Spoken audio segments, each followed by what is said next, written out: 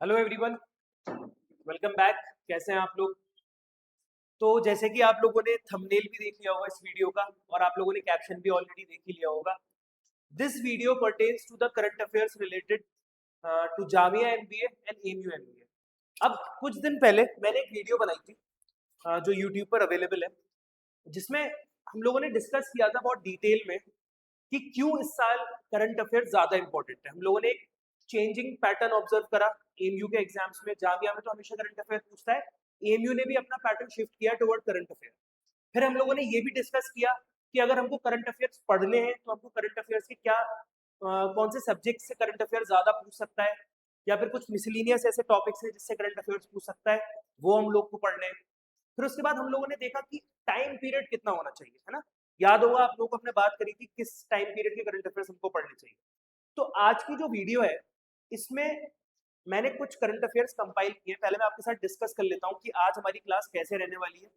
और current affairs तो obviously मैं डिस्कस करने वाला हूँ आपके साथ, किस तरीके से डिस्कस करने वाला हूँ, फॉर्मेट क्या रहने वाला है, क्या वो डायरेक्टली क्वेश्चंस रहने वाले हैं या फिर नोट्स रहने वाले हैं, कंटेक्स्ट क्या रहने वाला है, सब डिस्कस करते हैं। ठीक है, अब देखो, हम लोगों ने पहले क्लासेस में डिस्कस किया था कि अगर हम लोग को करंट अफेयर पढ़ने हैं तो जो टाइम पीरियड हमारा होना चाहिए, जिस टाइम पीरियड के हम लोग को करंट अफेयर्स प्रिपेयर करने हैं, वो बहुत ज़्यादा क्रिटिकल है। क्रिटिकल इसलिए बिकॉज कितने सारे करंट अफेयर्स हैं, कब से कब तक के करंट अफेयर्स पढ़ने हैं ना। तो हम लोगों ने सोचा था दैट मार्च 2025, 2025 मार्च से लेके मार्च 2026 तक के हम करंट अफेयर्स पढ़ेंगे। ठीक, यही बात हुई थी। अब ये कट ऑफ डेट क्यों ली गई थी? ये कट ऑफ डेट इसलिए ली गई थी, माना जाता है कि जो पेपर अप्रैल मई में होता है उसका पेपर मार्च तक बन जाता है। तो लास्ट ईयर के जो पेपर्स थे उसने यहाँ से पहले तक के सारे करंट अफेयर्स उन पेपर्स में पूछ लिए गए। इस साल के लिए यहाँ से आगे के करंट अफेयर्स रेलिवेंट है। ठीक है, तो ये टाइम फ्रेम हम कवर अप करने वाले हैं। दूसरा, मैंने आपसे ये भी बात करी थी, करंट अफेयर्स बेसिकली करंट कहीं से आ तो नहीं जाता है, कहीं से नया पैदा तो नहीं होता है ना ही कोई सब्जेक्ट है करंट अफेयर। करंट अफेयर किसी ना किसी सब्जेक्ट से ही रिलेटेड होता है। अब उसमें फेवरेट क्या है? फॉर एग्जाम्पल आप ये देखो, अवार्ड्स एंड ऑनर्स बहुत ज्यादा फेवरेट होते हैं। जैसे एक बहुत इंपॉर्टेंट सवाल है इस साल का, Ramson Magsaysay award educate girls करके एक एनजीओ को मिला है, इसी बार मिला है, लास्ट ईयर मिला है। वो ऑलरेडी यूपी बीएड में पूछा गया और एक पेपर में और पूछा गया एसएससी सीजीएल के। तो जैसे ऐसे क्वेश्चंस हो गए अवार्ड्स एंड ऑनर्स से रिलेटेड, या फिर जो हमारे प्राइम मिनिस्टर है उनको किस कंट्री ने कौन सा अवार्ड दिया, हाईएस्ट सिविलियन अवार्ड मिला, या फिर आपका ज्ञानपीठ अवार्ड किस में मिला, या फिर बाल पुरस्कार किस में मिला, और भी बहुत सारे ज्ञान पुरस्कार अवार्ड मिलता है ना। तो ये सारे अवार्ड्स हम लोग कवर अप कर लेंगे, मतलब ये होते हैं बेसिकली। कवर अप करेंगे, कैसे करेंगे वो देखते हैं, पर ये सारे होते हैं। दूसरा, हम लोगों ने देखा अक्सर आपके सवाल आते हैं डिफेंस से। डिफेंस मतलब ये वाली सबमरीन, वो वाला फाइटर जेट किसने बनाया। ठीक है, ये वाली एक्सरसाइज इंडिया और किसके बीच में होती है, जैसे कि गरुड़ा नाम की एक्सरसाइज होती है इंडिया और फ्रांस के बीच में। तो क्वेश्चन पूछेगा दैट गरुड़ा एक्सरसाइज जो मिलिट्री एक्सरसाइज है, मिलिट्री एक्सरसाइज मतलब दो मिलिट्री आके आपस में एक फ्रेंडली एक्सरसाइज करती है, वो किन दो कंट्रीज के बीच में होती है, ऐसा सवाल। या फिर तेजस जेट जो अभी अभी रिसेंटली बना है, वो किसने बनाया है, कौन सी कंपनी ने बनाया है, हिंदुस्तान एरोनॉटिकल्स इंडिया लिमिटेड ने बनाया, किसने बनाया, ऐसे सवाल पूछेगा। फिर आपसे वो स्पोर्ट्स से सवाल पूछ सकता है, गेम्स। फॉर एग्जाम्पल अगले वाले ओलंपिक्स कब होने वाले हैं, ओलंपिक्स में क्रिकेट इस बार इंट्रोड्यूस होगा 2028 में, कितने साल बाद क्रिकेट वापस आ रहा है ना, ये पूछ सकता है। और क्या पूछ सकता है, अवार्ड्स एंड ऑनर्स। अच्छा, अवार्ड्स एंड ऑनर्स में फिल्म से रिलेटेड भी अवार्ड्स आ जाएंगे, है ना। बैफ्टा किस बार का मिला, कांस फेस्टिवल में किसको कौन सा अवार्ड मिला, इस बार का नोबेल प्राइज भी इसी में आ जाएगा, फिजिक्स का, केमिस्ट्री का, इकोनॉमिक्स का। नोबेल पीस प्राइज इस बार का बहुत इंपॉर्टेंट है, ऑलरेडी पूछा भी जा चुका है एएमयू में, है ना। एक ये हो गया आपका। फिर स्पोर्ट्स में जैसे हम लोग डिस्कस कर रहे थे, यूथ गेम्स होने वाले हैं, कॉमनवेल्थ गेम्स कब हो रहे हैं दोबारा से, क्या इंडिया में हो रहा है कॉमनवेल्थ गेम्स? अच्छा, तो पहली बार कब हुए थे इंडिया में, मतलब पिछली बार कब हुए थे? याद होगा, हम लोग का बड़ा एक करप्शन हुआ था कॉमनवेल्थ गेम्स में। फिर उसके बाद फॉर एग्जाम्पल विंटर ओलंपिक्स होने वाले हैं, उसका क्वेश्चन बहुत इंपॉर्टेंट है, हमारी आज टेस्ट सीरीज में भी हम लोगों ने दिया था। ठीक है, आज ही टेस्ट सीरीज भी थी। तो ये सारे क्वेश्चंस स्पोर्ट्स से रिलेटेड है। और भी बहुत सारे हैं, for example this following this is the personality, जो बहुत फेमस पर्सनालिटी है वो किस स्पोर्ट से रिलेटेड है। फिर कुछ गेम से भी रिलेटेड सवाल, फॉर एग्जांपल चेस से रिलेटेड सवाल हो गए, है ना, तो स्पोर्ट्स एंड गेम से रिलेटेड सवाल आ जाएंगे। फिर एक इंपॉर्टेंट टॉपिक जो इस बार चल रहा है वो चल रहा है space, space technology. For example के तौर पर बता रहा हूँ, बड़ा फेमस चल रहा है एक्सियम 4 मिशन। इसमें इंडिया के एक एक्स्ट्रोनॉट शुभांशु शुक्ला सर गए थे, है ना। ये सारी चीजें, इसके अलावा कुछ मिसलेनियस टॉपिक भी हैं जो आप किसी में कैटेगराइज नहीं कर सकते, but they are very important, ठीक है। मिसलेनियस टॉपिक्स भी हैं और भी है, इकोनॉमी से रिलेटेड जीएसटी में नए रिफॉर्म्स आए, है ना, जीएसटी में स्लैब चेंज हुए तो इकोनॉमी से रिलेटेड भी हो गए। अब ऐसा देखो, हिस्ट्री के करंट अफेयर्स तो नहीं होंगे, पॉलिटी के होते हैं करंट अफेयर, लेकिन हम लोगों ने देखा है कि लॉ में ज्यादा पूछे जाते हैं, इधर नहीं पूछे जाते हैं, फिर भी हम लोग कवर कर लेंगे थोड़े बहुत। अब एक तो ये बात हो गई, दूसरा ये करंट अफेयर हमको कवर कैसे करने हैं। क्या मैं आपको प्लेन टेक्स्ट दे दूं, फॉर एग्जांपल मैं इकोनॉमी का प्लेन टेक्स्ट दे दूं कि भाई पढ़ के चले जाओ, मेरे लिए बहुत आसान है कि मैं आपको पूरी इतनी मोटी किताब दे दूं इसकी, awards and honours, defence, sports, space और मिसलेनियस, और भी टॉपिक है जो मुझे शायद मैंने अभी नहीं लिखे, इसके अलावा भी टॉपिक्स है। फॉर एग्जांपल अपॉइंटमेंट से रिलेटेड टॉपिक है, फॉर एग्जांपल इस बार जो अभी रिसेंटली अपॉइंटेड चीफ जस्टिस है उनका नाम क्या है, तो ये अपॉइंटमेंट का हो गया। इंटरनेशनल समथिंग समथिंग करके एक बॉडी है, उसका चेयरमैन किसको बनाया गया है, ज्ञानेश कुमार को बनाया गया है, जो हमारे चीफ इलेक्शन कमिश्नर भी हैं। ये सारी चीज होगी, ठीक। अब मुद्दे की बात यह है कि मैं आपको एकदम बम्बार्डिंग कर दूं आपके ऊपर, सारे नोट्स दे दूं, और मेरे लिए भी बहुत आसान होगा कि जब आपका पेपर आएगा तो it will be very easy for me to claim कि देखो सब मेरे पढ़ाई में से आया है। बट ये तो अनजस्टिस है ना, अगर मैं इतनी मोटी किताब दे रहा हूँ आपको एंट्रेंस से एक हफ्ते पहले, और मैं आपसे एक्सपेक्ट कर रहा हूँ कि आप पूरी रट के चले जाओगे और सब कुछ उसमें से आ जाएगा और मैं उसका क्रेडिट ले लूंगा, तो ये तो बिल्कुल अनफेयर बात है। ऐसा होता भी नहीं, कोई नहीं रट पाता, स्पेशली जीएस में। जीएस क्या यार, कोई भी सब्जेक्ट ले लो, इंग्लिश भी ले लो, मैथ्स भी ले लो, इतने क्वेश्चंस मैं आपको करवा दूं, मतलब पूरी दुनिया के क्वेश्चन सॉल्व करवा दूं, और फिर बाद में क्लेम करने लगूं कि सब कुछ इसमें से आया था, तो ये तो ठीक नहीं है और अनफेयर भी है, आप लोगों के ऊपर बहुत ज्यादा unfair.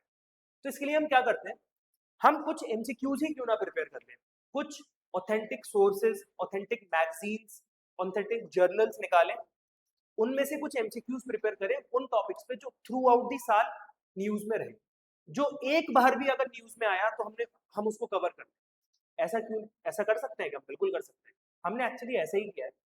So I have prepared direct MCQs for you.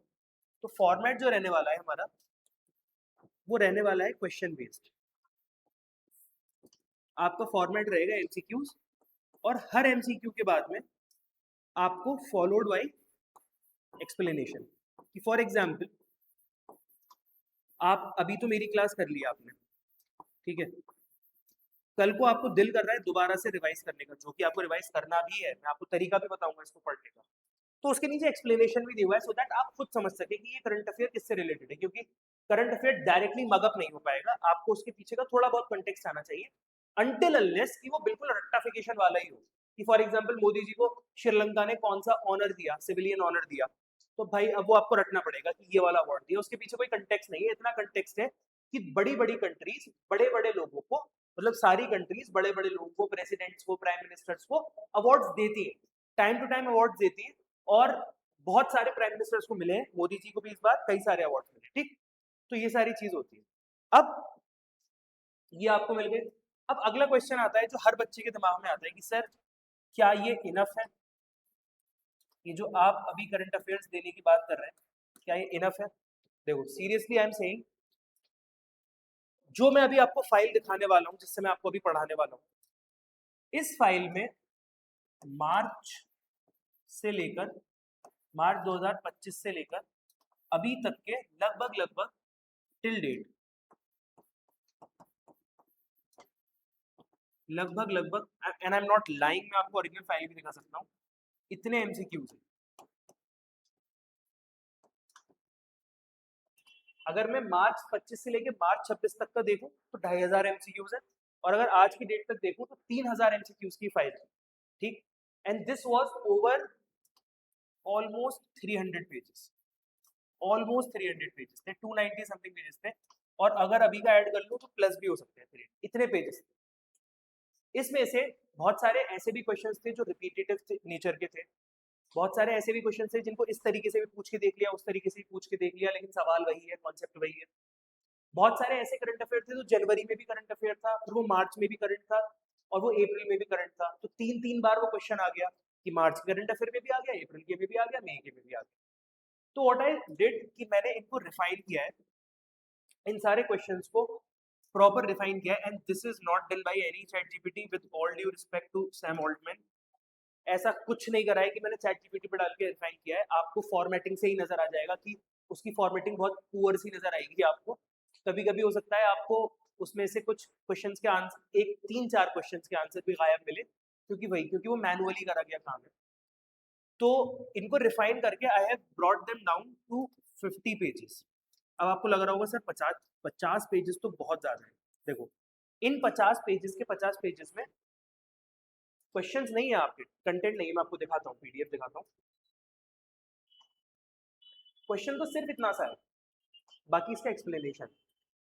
Question तो इतना सा है, बाकी इसका एक्सप्लेनेशन है। ये जो आपको कुछ मतलब ये जो ऑरेंज सा कलर है, जो भी पेस्टल है, कोई भी कलर इसमें आपको नजर आ रहा है, ये इसका एक्सप्लेनेशन है। तो क्वेश्चंस तो बहुत छोटे से हैं, इनफैक्ट क्वेश्चन तो इतने में खत्म हो गया है, बाकी में आपका एक्सप्लेनेशन। तो ये लगभग 50 पेजेस की फाइल है जो मैं आपके साथ डिस्कस करने वाला हूँ।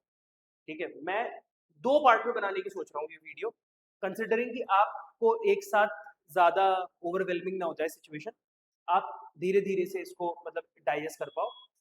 तो 2 पार्ट में बनाऊंगा। अभी जो मैंने इसमें कवर अप किया, लेट्स से हम कितना कवर अप कर लेते हैं वो हम लोग देख लेंगे आज की क्लास में। जहाँ तक मुझे ठीक लगेगा मैं उतना ही आप लोग को पढ़ाऊंगा, कोशिश करूंगा कि मैक्सिमम कवरेज आज कर लूँ, सेकेंड वीडियो बहुत छोटी सी रहे। ठीक है, तो ये आपको नजर आ गया कि बहुत ज़्यादा नहीं है, बहुत लिमिटेड है। क्वेश्चन अगेन यही है कि सर क्या ये इनफ है? तो मैं आपको एक बात बता रहा हूँ, ये file is enough for Jamia, this file is enough for MU. Sir अगर इसमें से नहीं आया, बिल्कुल हो सकता है ना आए इसमें से, 100% प्रोबेबिलिटी है ना आए इसमें से। कोई क्लेम नहीं कर रहा हूँ कि सारे क्वेश्चन इसमें से आएंगे, लेकिन ये इतने ऑथेंटिक सोर्सेस से इकट्ठा करके बनाई हुई फाइल है कि बॉस, अगर कोई बच्चा, अगर कोई एग्जामिनर, अगर कोई टीचर भी जाएगा ना इंटरनेट पे करंट अफेयर सर्च करने के लिए और वो पेपर में देगा आपको, तो वो इन्हीं सोर्सेज से जाके देगा जो मैंने आपको जिन सोर्सेज से निकाल के मैंने फाइल बनाई। तो अगर तब भी नहीं पूछ रहा है, मतलब तब भी कुछ ऐसा आ जा रहा है पेपर में जो इस फाइल में से नहीं है या इस कॉन्सेप्ट में से नहीं है, तो कोई बात नहीं, फिर वो क्वेश्चन मेरिट डिसाइड नहीं करेगा, वो आप नहीं कर पाओगे, वो क्वेश्चन कोई नहीं कर पाएगा, और वो क्वेश्चन मेरिट से ही बाहर हो जाएगा। ऑलवेज रिमेंबर, हर बच्चे से बोलता हूँ, चाहे वो मेरे ऑफलाइन स्टूडेंट्स हो, merit is not decided by tough questions, merit is decided by easy questions. When you mark wrong easy questions, you are out of the merit. Tough सवाल सॉल्व करने से आपकी रैंक इंप्रूव होती है, आप top करते हो, आप मेरिट से अंदर बाहर नहीं जाते हो। कोई भी साल का पेपर उठा के देख लो, एयू एमबीए का, जामिया एमबीए का, उसकी मेरिट पता है कितनी जाती है? Number of easy questions in that paper is equal to merit. 40 question easy थे, 40 मेरिट गई होगी उस साल की, 45 इजी थे, 45 गई होगी। जीतता कौन है?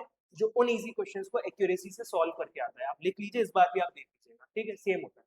तो ये इनफ है, मेरे हिसाब से बिल्कुल इनफ है। 99% ऑफ द स्टूडेंट्स ये पढ़ के नहीं जा रहे होंगे, आप पढ़ के जा रहे हैं, आप ऑलरेडी एक साइकोलॉजिकल एडवांटेज में है। आपके सामने कोई क्वेश्चन आएगा, बहुत प्रोबेबिलिटी है कि वो आपका देखा हुआ होगा इस फाइल का। ठीक, ये वाली चीज हो गई, तो मैंने आंसर कर दिया वेदर इट इज इनफ और नॉट। रेस्ट आपको लीप ऑफ फेथ लेना है। दूसरी चीज, क्या फॉर कैसे पढ़ना है, क्या रटना है? बिल्कुल भी नहीं रटना है।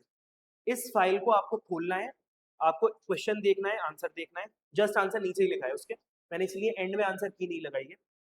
क्वेश्चन देखो, फिर ऐसे चाहे मोबाइल पे खोल लो, मोबाइल पे खोलो, देखो कि अच्छा ये क्वेश्चन, इसका ही आंसर, ये क्वेश्चन, इसका ही आंसर, ऐसे करके देखते रहो, देखते रहो। एक बार देख लिया, hardly it will take 15 minutes to read once this file. आपके पास अभी जामिया में 2 दिन है, 2 दिन में आप ये 4 बार पढ़ लेना, एक बार सुबह, एक बार शाम, एक बार सुबह, एक बार शाम, ठीक है। तो ओडी ले लेना इस दवा को। फिर एमयू वाले में तो अभी 7 दिन है, तो आप अगर आप रोज भी एक बार देख लोगे 15 मिनट निकाल के करंट अफेयर की, अच्छा बस ऐसे देखनी है, इसका क्वेश्चन ये, अच्छा मैग्नस कार्लसन ने ये जीता है, ठीक है, कौन मिस वर्ल्ड कौन बना है, अच्छा ठीक है ये बना है, ऐसे करके अगर आपने देख लिया, I am giving you guarantee कि जब क्वेश्चन आएगा आपको रिकॉल होगा, 101% रिकॉल होगा। बाकी रहा साहब, मैं यहाँ पे वीडियो बना रहा हूँ, आप मेरे साथ अगर ये वीडियो देख रहे हैं, अगर आप मेरे साथ पढ़ेंगे, मैं आपको कोई स्टोरी भी बताऊंगा इस कॉन्सेप्ट, मतलब किसी भी क्वेश्चन के पीछे की, आपको थोड़ा सा समझाता भी चलूंगा, थोड़ी सी आपसे बात करूंगा, डिस्कस करूंगा, ये सारी चीजें पेपर में रिकॉल होती है कि अच्छा हाँ सर ने ऐसा तो बताया था, सर ने वैसा तो बताया, ठीक।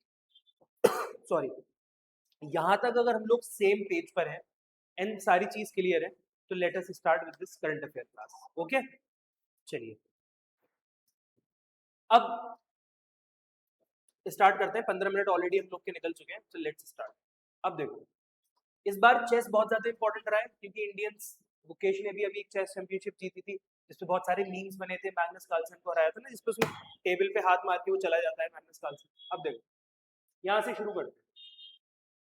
Who won the men's title at the 2025 FIDE World Rapid Chess Championship?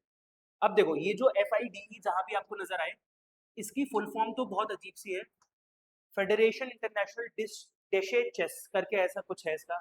हाँ यही है, डेशे चेस करके है इसका कुछ फुल फॉर्म। लेकिन आप हमेशा याद रखो, जब भी आपको FIDE याद नजर आएगा तो इसका मतलब है चेस चैंपियनशिप, ठीक है। इसका डायरेक्टली मतलब चेस चैंपियनशिप है। तो इस बार किसने जीती, ये पूछ रहा है। Who won the men's title at the 2025 FIDE World Rapid Chess Championship? Magnus Carlsen. अच्छा, एक और बात, मैं आपको कुछ कुछ क्वेश्चन में ट्रिक बताता जाऊंगा, बट ध्यान रखिएगा वो ट्रिक्स हर क्वेश्चन में काम नहीं करती हैं। वो सिर्फ लॉजिकल गेसिंग वाली ट्रिक है कि चलो लॉजिकली गेस कर लिया, ऐसा कुछ नहीं कि वो ट्रिक है। ट्रिक जैसी कोई चीज नहीं होती, लॉजिकल गेसिंग। ये हो गया। इसी तरीके से एक अभी बताता चलता हूँ लॉजिकल गेसिंग की ट्रिक, कि अगर आपको चेस से रिलेटेड सवाल मिलता है और उसमें आपको समझ में नहीं आ रहा है क्या आंसर है, ठीक है, अगर पता है आंसर तो वही टिक करना, समझ में नहीं आ रहा है और अगर मैग्नस कार्लसन ऑप्शन में है तो go for Magnus Carlsen. Reason ये है, मैग्नस कार्लसन ने पिछले साल बहुत सारे टूर्नामेंट जीते हैं, तो बहुत सारे ट्रॉफीज इनके नाम पर। ठीक, आगे बढ़ते हैं। अब एक long range guided rocket test करा है। लॉन्ग रेंज का मतलब है लंबी रेंज होगी इसकी, रेंज काफी ज्यादा रेंज होगी, सॉरी काफी ज्यादा रेंज होगी। गाइडेड रॉकेट है, मतलब आप इसको रास्ते में गाइड कर सकते हैं, ऐसा नहीं आपने एक बार छोड़ दिया तो वो अपने टारगेट पे ही जाएगा। You can guide it. DRDO ने टेस्ट करा है, इंडिया की ऑर्गेनाइजेशन है, चंदीपुर में टेस्ट करा था। अगेन इररिलेवेंट फैक्ट है, सिर्फ क्वेश्चन में है तो है। नाम क्या है उसका, उसका नाम ही है Pinaka long range guided rocket. अब देखो, लॉन्ग रेंज तो अग्नि भी है, लॉन्ग रेंज अग्नि भी है, तो आपको पिनाका ही कैसे पता लगा, बिकॉज ये गाइडेड रॉकेट भी लिखा है, ठीक है। तो ये एक लॉजिकल गैसिंग वाला हो गया, लेकिन आप नाम याद रखो, Pinaka long range guided rocket, ठीक है। यहाँ पे एक्सप्लेनेशन दिया हुआ है, अगर आप कभी पढ़ना चाहो तो पढ़ सकते हो। Maximum range of 120 kilometre. अब प्रेसिडेंट द्रौपदी मुर्मू ने एक हिस्टोरिक सबमरीन सॉर्टी करी, ठीक है। द्रौपदी मुर्मू ने, जैसे बहुत सारे प्रेसिडेंट्स प्राइम मिनिस्टर्स हमारे एयरक्राफ्ट में उड़ते हैं, सबमरीन्स में जाते हैं, इसी तरीके से प्रेसिडेंट द्रौपदी मुर्मू ने भी हिस्टोरिक मोमेंट था, सबमरीन सॉर्टी इन दिसंबर 2025। कौन सी सबमरीन थी वो, तो सबमरीन का नाम था INS वगशीर, ठीक है, ये नाम याद करना है आपको, INS वगशीर। हाँ, which country became the first in the world, which country became the first, अब जो भी फर्स्ट वाले होते हैं इंपॉर्टेंट होते हैं, in the world to officially recognize Somaliland as an independent state. बहुत सारी कंट्रीज ऐसी हैं, बहुत सारी जगहें रादर ऐसी हैं दुनिया में, सपोज करो ये अफ्रीका है, बहुत सारी कंट्रीज ऐसी हैं दुनिया में जो इंडिपेंडेंट स्टेटस मांग रही है, बहुत सारी जगह कि हमको कंट्री बना के दे दो।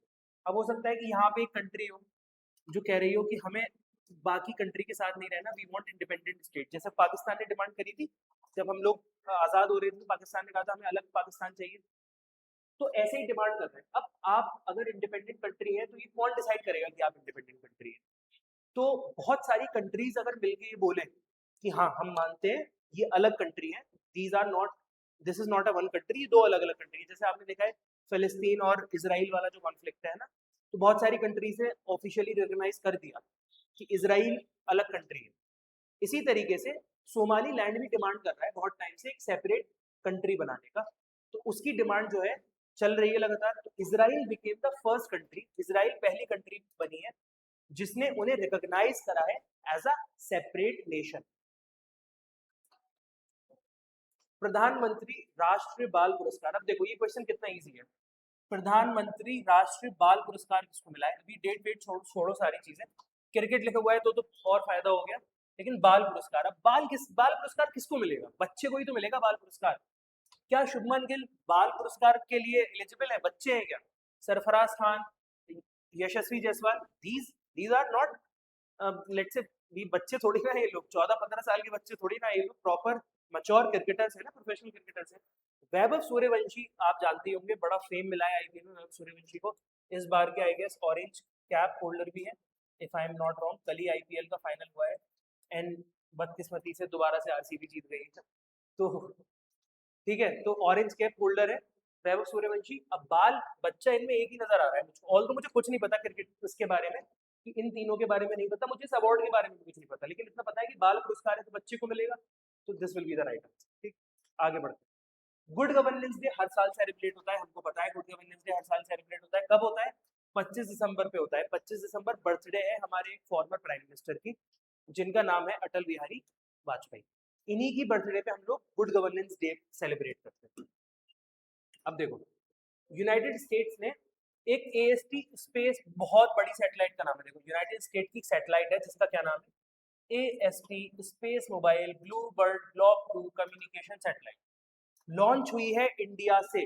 किसने लॉन्च करा है इंडिया में? अंतरिक्ष ने करा है, एनएसआईएल ने करा है, Indian national space promotion and authorization etcetera etcetera. मैं आपको एक बात बताता हूँ, हमारे इसरो में जितनी भी कमर्शियल लॉन्चिंग होती है, मतलब एक तो हम अपने लॉन्च करते हैं सैटेलाइट, बाकी अगर कोई हमारे पास प्राइवेट इंसान आया जिसने बोला कि सर एक सैटेलाइट लॉन्च हो रही है, तो हम कहेंगे हाँ हाँ लाओ हम लॉन्च कर देते हैं, पैसे दे दो। हमारी बहुत अच्छी कैपेबिलिटी है कि प्राइवेट ये चीज़ें लॉन्च करने में। अब नासा आया तो नासा की भी लॉन्च कर दी हमने, कोई और आएगा प्राइवेट इंसान उसकी भी लॉन्च कर देंगे। तो जितनी लॉन्चिंग होती है ये सारी की सारी लॉन्चिंग, सारी की सारा जो कमर्शियल आर्म जो है, बेसिकली जो कमर्शियल चीज़ें देखती है इसरो की, वो NSIL। तो answer is new state space India limited.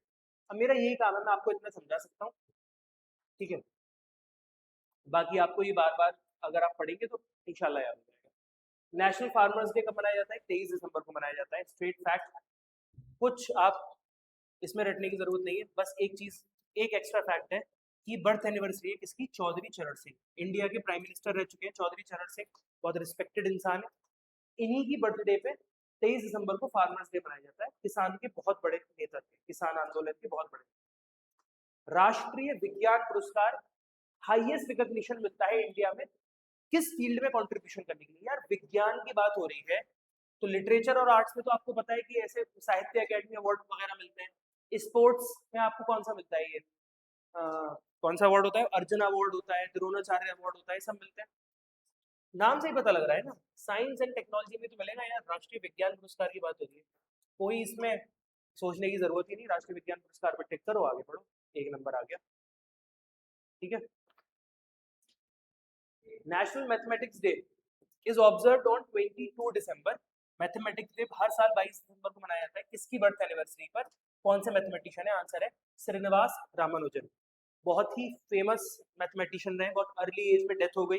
अगर थोड़े टाइम और जिंदा रहते तो पता नहीं शायद इनका वो लेवल होता मैथमेटिक्स में जो फिजिक्स, मॉडर्न फिजिक्स में आइंस्टीन का है। ठीक, अब इनके ऊपर एक मूवी भी बन चुकी है। अब मैं ये बात क्यों बता रहा हूँ आपको, कभी कभी ये भी तो पूछ लेता है एंट्रेंस में कि ये बायोपिक किस कैरेक्टर पे बनी है या फिर किस रियल लाइफ पर्सन पे बनी है। तो है the man who knew infinity. जब एमबीए का पेपर हो जाए तो मूवी देखना, बहुत बढ़िया मूवी है the man who knew infinity. The man who knew infinity biopic है रामानुजन। ठीक, अब एक सॉरी अब एक स्पेशल डिस्कशन हो रहा था, विंटर सेशन हुआ था हमारा, पार्लियामेंट के सेशन होते हैं ना, बजट सेशन, हमने पॉलिटी की क्लास में पढ़ा है, budget session, winter session, autumn session. क्या होता है? लोग आते हैं सारे मेंबर ऑफ पार्लियामेंट की बात करते हैं। इस बार के विंटर सेशन में 150th 150 साल हो रहे हैं एक सॉन्ग को। उस सॉन्ग पे काफी कंट्रोवर्सी भी रही बीच में। कौन सा सॉन्ग है? सॉन्ग का नाम है वंदे मातरम। हमने क्लास में, ऑफलाइन क्लास में पढ़ा है, आपको भी बता दे रहा हूँ। Written by Bankim Chandra Chattopadhyay. ठीक है,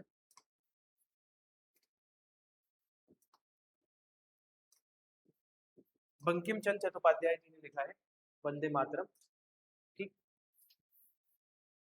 एक और फैक्ट बता देता हूँ जो ऑफलाइन क्लास में ऑलरेडी हम लोग पढ़ चुके हैं। वो फैक्ट ये कि ये जो सॉन्ग है Vande Mataram, this has been taken from a book, the name of the book is Anand Math. Anand मठ नाम की किताब है, उसमें से ये लिया गया। ठीक है, वंदे मातरम। शांति बिल, अब एक नया बिल आया था शांति बिल, किससे रिलेटेड था वो?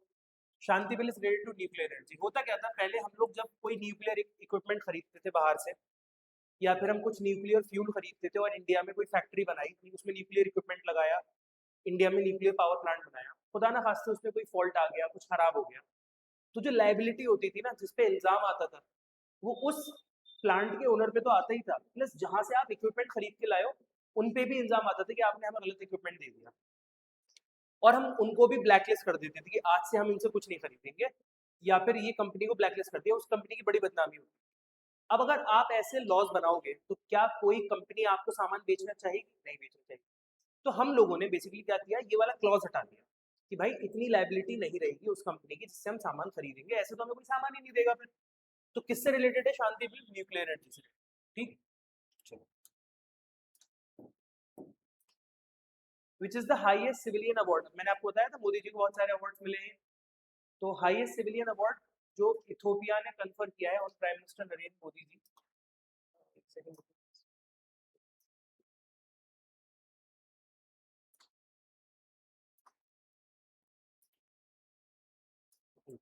ये गड़बड़ हो गई, इससे पहले ही वाला ज्यादा था। हाँ, ये वाला हो गया था, ये भी हो गया था। हाँ, यहाँ पे थे।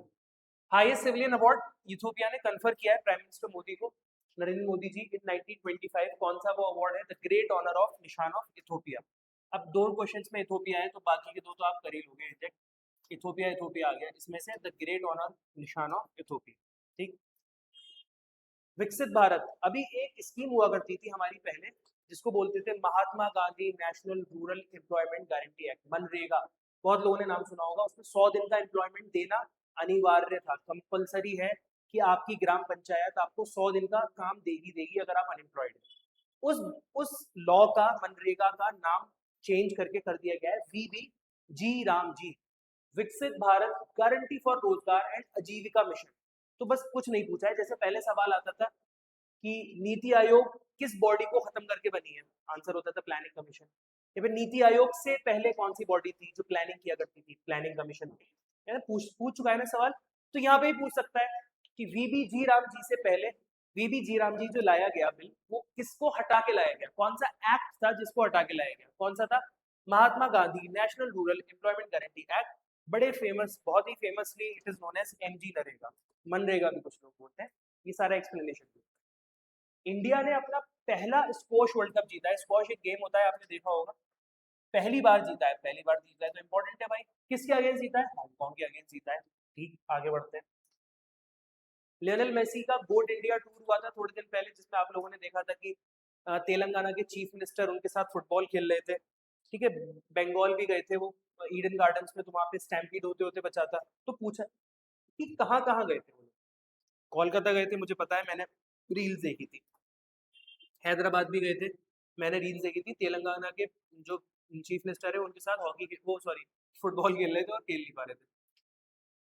मुंबई और New Delhi, so the answer is B.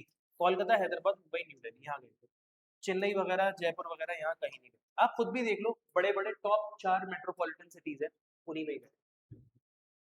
ठीक है, अब देखो, हमारा सेंसस हो रहा है 2027 का। अब हमको ये भी याद, ये सेंसस इस बार बहुत इंपॉर्टेंट है, इस पे सवाल आने के चांसेस हैं दोनों में, जामिया और एमयू में। सेंसस हो रहा है 2027 का। सेंसस मीन्स जनगणना हो रही है, और जाति गणना भी हो रही है। मतलब जनगणना मीन्स लोग भी गिने जा रहे हैं, और जाति गणना means socio economic caste census हो रहा है, जिसमें हम लोग उनकी कास्ट भी देखेंगे, उनका सोशल और इकोनॉमिक स्टेटस भी देखेंगे। क्या खास बात है इस बार? इस बार ये खास बात है कि पहली बार ऐसा हो रहा है कि फुली डिजिटल सेंसस है। मोबाइल एप्लीकेशंस लेके आपके घर पे जनगणना करने वाले लोग आएंगे, आपसे क्वेश्चन पूछेंगे, घर में कितने लोग हैं, फर्श कैसा है, पक्का है, कच्चा है, घर में कूलर है, एसी है, बाइक है, और वो डिजिटली टक टक टक टक उस पर डाल के लॉग इन, आपकी इंफॉर्मेशन उसमें लॉक कर। अब एक इंडिया का फेस्टिवल है जिसको इंस्क्राइब किया गया है यूनेस्को की लिस्ट में। क्या लिस्ट है वो? Intangible cultural heritage of humanity. कौन सा फेस्टिवल को बताया गया है? Deepavali. Deepavali has been added, Diwali और Deepavali has been added this. Which state ranks first? ये इतना इंपॉर्टेंट नहीं है लेकिन बता देता हूँ। फर्स्ट है इन रूफटॉप सोलर इंस्टॉलेशन, जो सोलर पैनल्स लगाए जाते हैं छतों के ऊपर। कौन सी स्टेट ने टॉप किया है उसमें, जिसमें सबसे ज्यादा रूफटॉप सोलर पैनल्स लगवाए? The answer is Gujarat. ठीक, नेक्स्ट अप, इंडिया ने, अब देखो ये वाला क्वेश्चन टफ है। ठीक है, अगेन ये वाला क्वेश्चन टफ है क्योंकि ये एमबीए से ऊपर लेवल का है। पढ़ लो एक बार। इंडिया ने पंचअमृत क्लीन एनर्जी का कौन सा माइलस्टोन अचीव करा है? पंचअमृत में हमने बेसिकली 4-5 टारगेट्स बनाए थे अपने लिए कि हम इस ईयर तक अपना फॉसिल फ्यूल का कंजम्पशन 50% से नीचे कर देंगे, इस ईयर तक हम लोग कार्बन एमिशन इतना कम कर देंगे, इस ईयर तक हम नॉन रिन्यूएबल सोर्सेज पे शिफ्ट हो जाएंगे। कुछ टारगेट थे, हमें नहीं जानना क्या टारगेट थे। कौन सा हमने अचीव कर लिया है? हमने अचीव कर लिया है कि 50% जो हमारी पावर है उसकी कैपेसिटी हम नॉन फॉसिल सोर्सेज से ले सकते हैं, इतनी हमारे पास इंस्टॉल्ड कैपेसिटी आ गई है।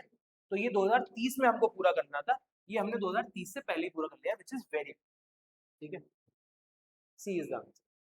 हाँ, अब देखो ये क्वेश्चन इंपॉर्टेंट है, ये तो भाई स्पोर्ट्स से रिलेटेड है, बिल्कुल एकदम हॉट टॉपिक है। कौन सी country FIFA world cup jointly host करेंगी?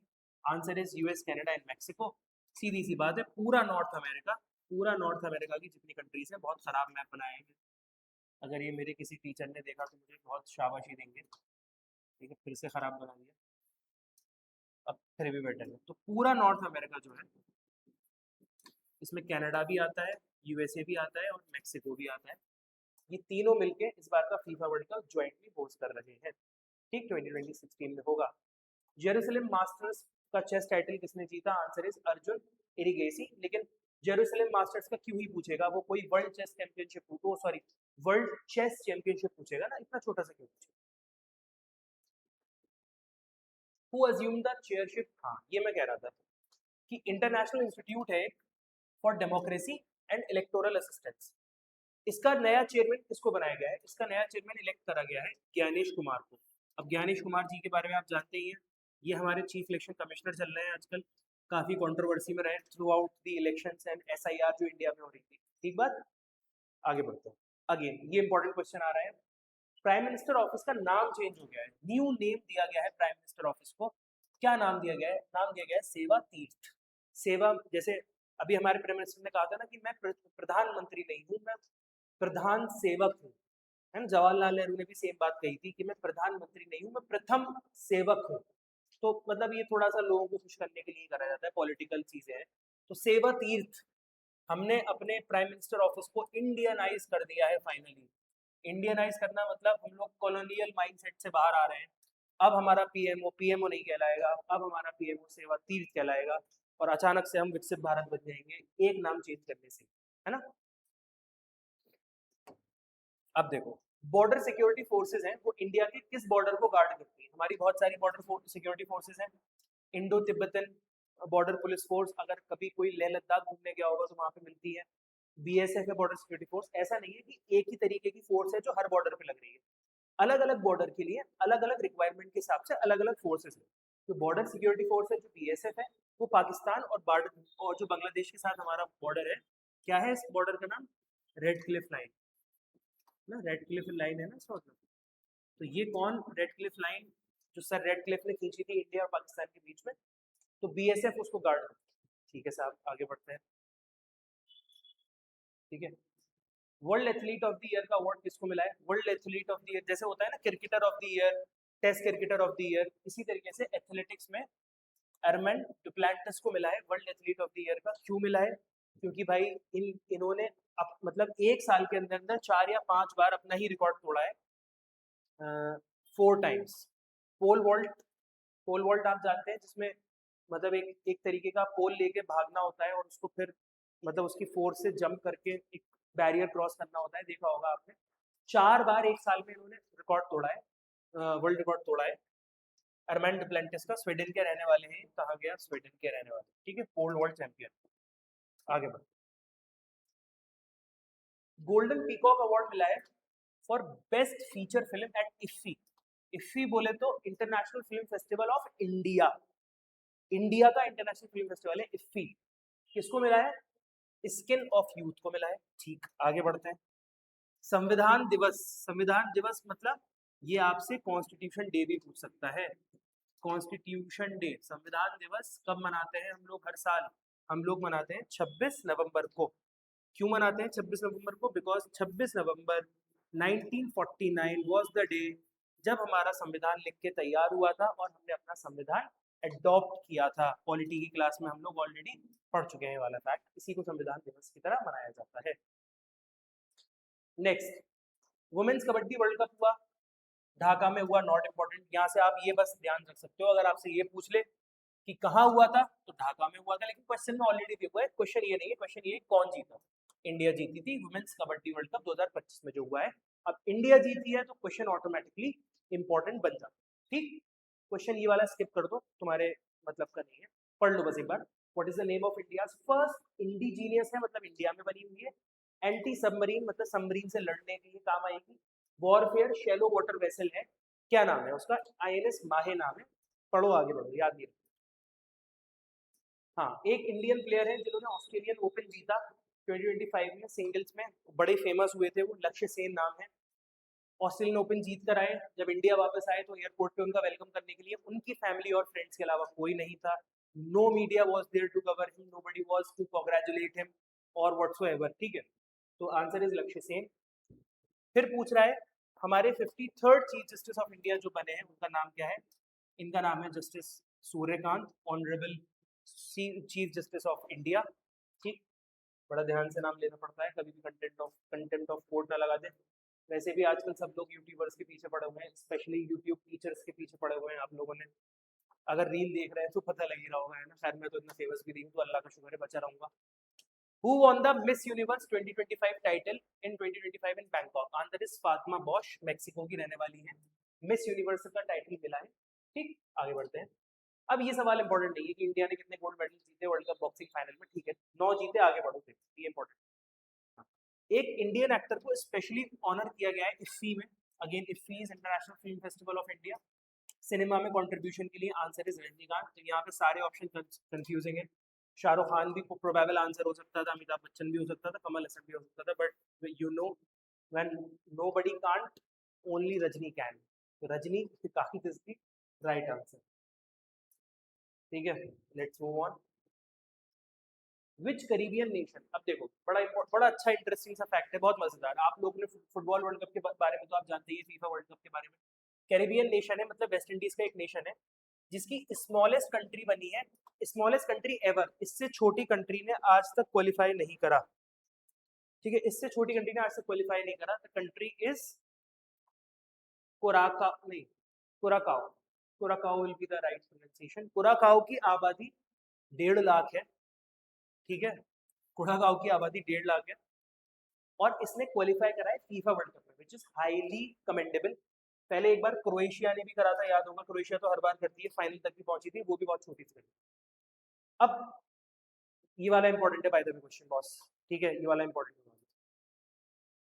अब पूछ रहा है कि प्राइम मिनिस्टर है बांग्लादेश की जिनको लास्ट ईयर एक प्रोटेस्ट हुआ था स्टूडेंट्स का, तो वहां का जो सुप्रीम कोर्ट है बांग्लादेश का, which is a very strong supreme court, उन्होंने अपने ही प्राइम मिनिस्टर को मतलब सजाए मौत सुना दी है, डेथ सेंटेंस। तो उनका नाम क्या है, शेख हसीना नाम है, इंडिया आई थी भागकर, अभी शायद इंग्लैंड में रह रही है। उसके बाद अगेन नॉट इंपॉर्टेंट क्वेश्चन पढ़ लेते। इंडिया का पहला नाइट्रिक ऑक्साइड रिलीज करता है वूंड ड्रेसिंग, मतलब जख्म को ड्रेस करने के लिए किसने लॉन्च करा है, डिपार्टमेंट ऑफ एटॉमिक एनर्जी ने। नाम क्या है, नाम है पोलो नॉर्म्स। अगेन यार इतना इंपॉर्टेंट नहीं है, बस पढ़ लो और आगे बढ़ो, जो इंपॉर्टेंट है वो बताता चल ही रहा हूँ साथ साथ, है ना। अब देखो एक्साइज गरुड़ा, जिसके बारे में जिक्र कर रहा था, बाईलेटरल एक्साइज है। बाईलेटरल का मतलब 2 कंट्री के बीच में होती है, किस किस के बीच में होती है, इंडिया के बीच में और फ्रांस के बीच में होती है। अब ये वाला क्वेश्चन इंपॉर्टेंट क्यों है, देखो बॉस, बहुत सारी एक्सरसाइजेज हैं, मिलिट्री वालों की अलग है, नेवी वालों की अलग है, एयरफोर्स वालों की अलग है, हर कंट्री के साथ हम बहुत सारी एक्सरसाइजेज करते हैं, ज्वाइंट मिलिट्री एक्सरसाइज इसको बोलते हैं। अब ये वाली इसलिए इंपॉर्टेंट है क्योंकि गरुड़ा एक्सरसाइज बहुत ज्यादा न्यूज में रही थी, फ्रांस के साथ हमारे मिलिट्री रिलेशन बहुत अच्छे हैं। आपने रफेल जेट्स का नाम सुना होगा, जो हम लोगों ने, इस पर बहुत कॉन्ट्रोवर्सी भी रही थी। ये जो रफेल जेट्स हैं ये हम लोगों ने फ्रांस से ही खरीदे थे, तो इसीलिए ये क्वेश्चन इंपॉर्टेंट हो जाता है गरुड़ा से रिलेटेड। अब जैसा कि मैंने आपको बताया कि जब मैं डिस्कस कर रहा था तो आपको बता रहा था क्रिकेट ओलंपिक्स में वापस आएगा 2028 के जो ओलंपिक्स होने वाले हैं। अब यहाँ से 2 क्वेश्चन मिल गए। पहला क्वेश्चन तो ये मिल गया कि कहाँ होने वाले हैं 2028 के ओलंपिक्स, को लॉस एंजलिस में होने वाले हैं, लॉस एंजलिस गेम्स। क्रिकेट वापस आ रहा है, 128 साल बाद क्रिकेट वापस आ रहा है, तो मतलब हमको ये भी पता लग गया कि पहले क्रिकेट खेला जाता था, बीच में खत्म कर दिया गया था। ठीक, किस फॉर्मेट में क्रिकेट खेला जाएगा, क्वेश्चन नंबर 2, लॉस एंजलिस में, it will be played in the 2020 format. ठीक है, 2020 फॉर्मेट में खेला जाएगा। ओलंपिक्स में क्रिकेट को वापस लाया जा रहा है। बेसिकली जो नॉन क्रिकेट प्लेइंग नेशंस हैं, जैसे बहुत सारे ऐसे नेशंस हैं जो क्रिकेट नहीं खेलते हैं, जिसमें एक बहुत प्रोमिनेंट नाम यूएसए का भी है। यूएसए की आप टीम देखो उठा के, तो आपको वहाँ पे यूएस का कोई ही, बहुत ही कम नेटिव आपको यूएस के मिलेंगे। खैर यूएस में इन जनरल भी नेटिव यूएस के नहीं मिलते हैं, तो उसमें ज़्यादातर आपको इंडियन, बांग्लादेश, पाकिस्तानी, नेपाली मिलेंगे क्रिकेट खेलते हुए। अब ये जो नई कंट्रीज है, यहाँ पे नए इन गेम्स को लेके जाया जा रहा है ताकि पॉपुलराइज कराएं। गेम सिर्फ एशिया का होके ना रह जाए। आपने पहले भी देखा होगा, जो अभी जो इंडिया T20 वर्ल्ड कप जीती थी, इससे पहले वाला जो वर्ल्ड कप जीती थी T20, उसमें जो सूर्य कुमार यादव ने बाउंड्री पे कैच पकड़ा था, वो वर्ल्ड कप भी वहां हुआ था अमेरिका में, ताकि गेम को पॉपुलराइज करा जा सके, है ना। तो ये पॉपुलराइज कराने के लिए 128 साल बाद दोबारा से ओलंपिक्स में इसको जोड़ा जा रहा है। T20 फॉर्मेट में 2028 में लॉस एंजलिस में खेला जाएगा। हाँ, United Nations climate change conference हुई थी, COP30, सिर्फ इतना याद रखो। बेसिकली कुछ नहीं है, हमारे पास एक बॉडी है, United Nations framework convention on climate change, ये हमने एक बॉडी बना रखी है। इसकी हर साल मीटिंग होती है। तो पहली मीटिंग को COP1 कहा गया होगा, दूसरी मीटिंग को COP2, COP3, अभी जो मीटिंग हुई थी, 30वीं मीटिंग हुई थी, तो उसको COP30 कह रहे हैं। COP का मतलब कॉन्फ्रेंस ऑफ पार्टीज, जितनी भी कंट्रीज हैं वो सब पार्टी हैं इसकी, उनकी कॉन्फ्रेंस हुई थी। कौन सी कॉन्फ्रेंस? 30वीं कॉन्फ्रेंस हुई थी। कहाँ पे हुई थी? बेलेम, ब्राजील में हुई थी। बहुत ही फनी कॉन्फ्रेंसेस होती हैं ये हर बार मिलते हैं, हर साल मिलते हैं, कहते हैं हाँ हाँ हम डेवलपिंग कंट्रीज को पैसा देंगे ताकि वो अपना अच्छा इंफ्रास्ट्रक्चर बना पाए, ताकि वो लोग क्लाइमेट चेंज से लड़ पाए। पैसा देंगे, पैसा देंगे, कोई पैसा नहीं आता। फिर अगले साल मिलते हैं, फिर सेम मजाक होता है, हाँ हाँ पैसा देंगे, पैसा देंगे, कोई पैसा नहीं होता। हर साल दुनिया भर के टैक्स पेयर्स का मनी खर्च होता है, और मीटिंग होती है सारे अच्छी अच्छी ऑर्गेनाइजेशन की, बेहतरीन होटल्स में रुकते हैं, अच्छे सूट पहन के, टाई लगा के स्पीचेस देते हैं, और द रिजल्टेंट इज जीरो। कुछ रिजल्ट नहीं होता, सब फर्जी है। क्लाइमेट चेंज के खिलाफ कोई लड़ाई नहीं है। अब देखो, मैंने आपको बताया था बंकिम चंद्र चट्टोपाध्याय जी ने हमारा वंदे मातरम लिखा है। इस बार क्यों वंदे मातरम पे दो बार सवाल आ गया? क्योंकि बॉस, वंदे मातरम को 2025 में पूरे हो रहे हैं 150 साल। सीधी सी बात यह है, इसीलिए इतना ज्यादा इंपॉर्टेंस दिखाया जा रहा है इस गाने पे। 150 साल पूरे हो रहे हैं, तो कब ये बना होगा आप माइनस करके भी देख लो तो पता लग जाएगा। 1875 में कंपोज किया गया, ठीक है। ऐसे भी माइनस करके देख लोगे ना कि सर ने बता दिया था कि 150 साल हो रहे हैं, तब भी यही आंसर है ना, 1875। चलो आगे बढ़ो।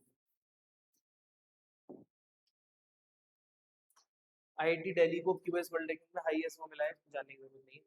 वुमेन्स वर्ल्ड कप टाइटल कौन जीता? इंडिया जीती। AMU BA में सवाल पूछा था कैप्टन के ऊपर, कैप्टन कौन थी? कैप्टन थी हरमनप्रीत कौर। इन्होंने ही विनिंग कैच लिया था आखिरी वाला। किसके अगेंस्ट हुआ था? Versus south Africa. Final was versus against south. बहुत अच्छा था। अब देखो, जैसे एक क्वेश्चन पूछ रहा है, अब इस बार ना ये स्पेस टेक्नोलॉजी बहुत ज्यादा न्यूज में है कि इंडिया ने अपनी हैवीएस्ट कम्युनिकेशन सैटेलाइट लॉन्च करी है। अब क्योंकि हैवीएस्ट है अभी तक की, तो भाई ऑलरेडी क्वेश्चन इंपॉर्टेंट हो गया। हैवीएस्ट कम्युनिकेशन सैटेलाइट है, लॉन्च करी गई है, इसरो ने लॉन्च करी है। इसका नाम है यूजिंग, किसको यूज करते हुए लॉन्च करी गई है, मतलब ये लॉन्च व्हीकल का नाम बता रहा है, launch vehicle mark 3 mark 5, Bahubali rocket के द्वारा लॉन्च करी गई है। आंसर है कौन सी सैटेलाइट है? GSAT-7R CMS-03। CMS बोले तो कम्युनिकेशन सैटेलाइट, 3 आ गया यहाँ से, 03 लॉन्च करी है GSAT-7R, ठीक है। Who founded the Arya Samaj? Arya Samaj Swami Dayanand Saraswati ने फाउंड किया था। बहुत इंपॉर्टेंट क्वेश्चन है। क्यों इंपॉर्टेंट है? AMU का PYQ भी रह चुका है। इसी तरीके से एक और सवाल लिख लो यहाँ पे, हु फाउंडेड ब्रह्मो समाज? मैं नहीं बताऊंगा, वीडियो रोको, गूगल करो, वीडियो के बाद गूगल करो, ब्रह्मो समाज किसने फाउंड किया। वर्बली बता दे रहा हूँ, राजा राम मोहन रॉय, लिख लेना खुद, ठीक है। ये सवाल एमयू में नहीं पूछता। चेयरपर्सन कौन है 8 सेंट्रल पे कमीशन का? कोई नहीं पूछता, पढ़ लो, जस्टिस रंजन प्रकाश देसाई। SIR हो रहा है, क्यों हो रहा है सबको पता है, ऑप्शन देख के समझ जाओगे।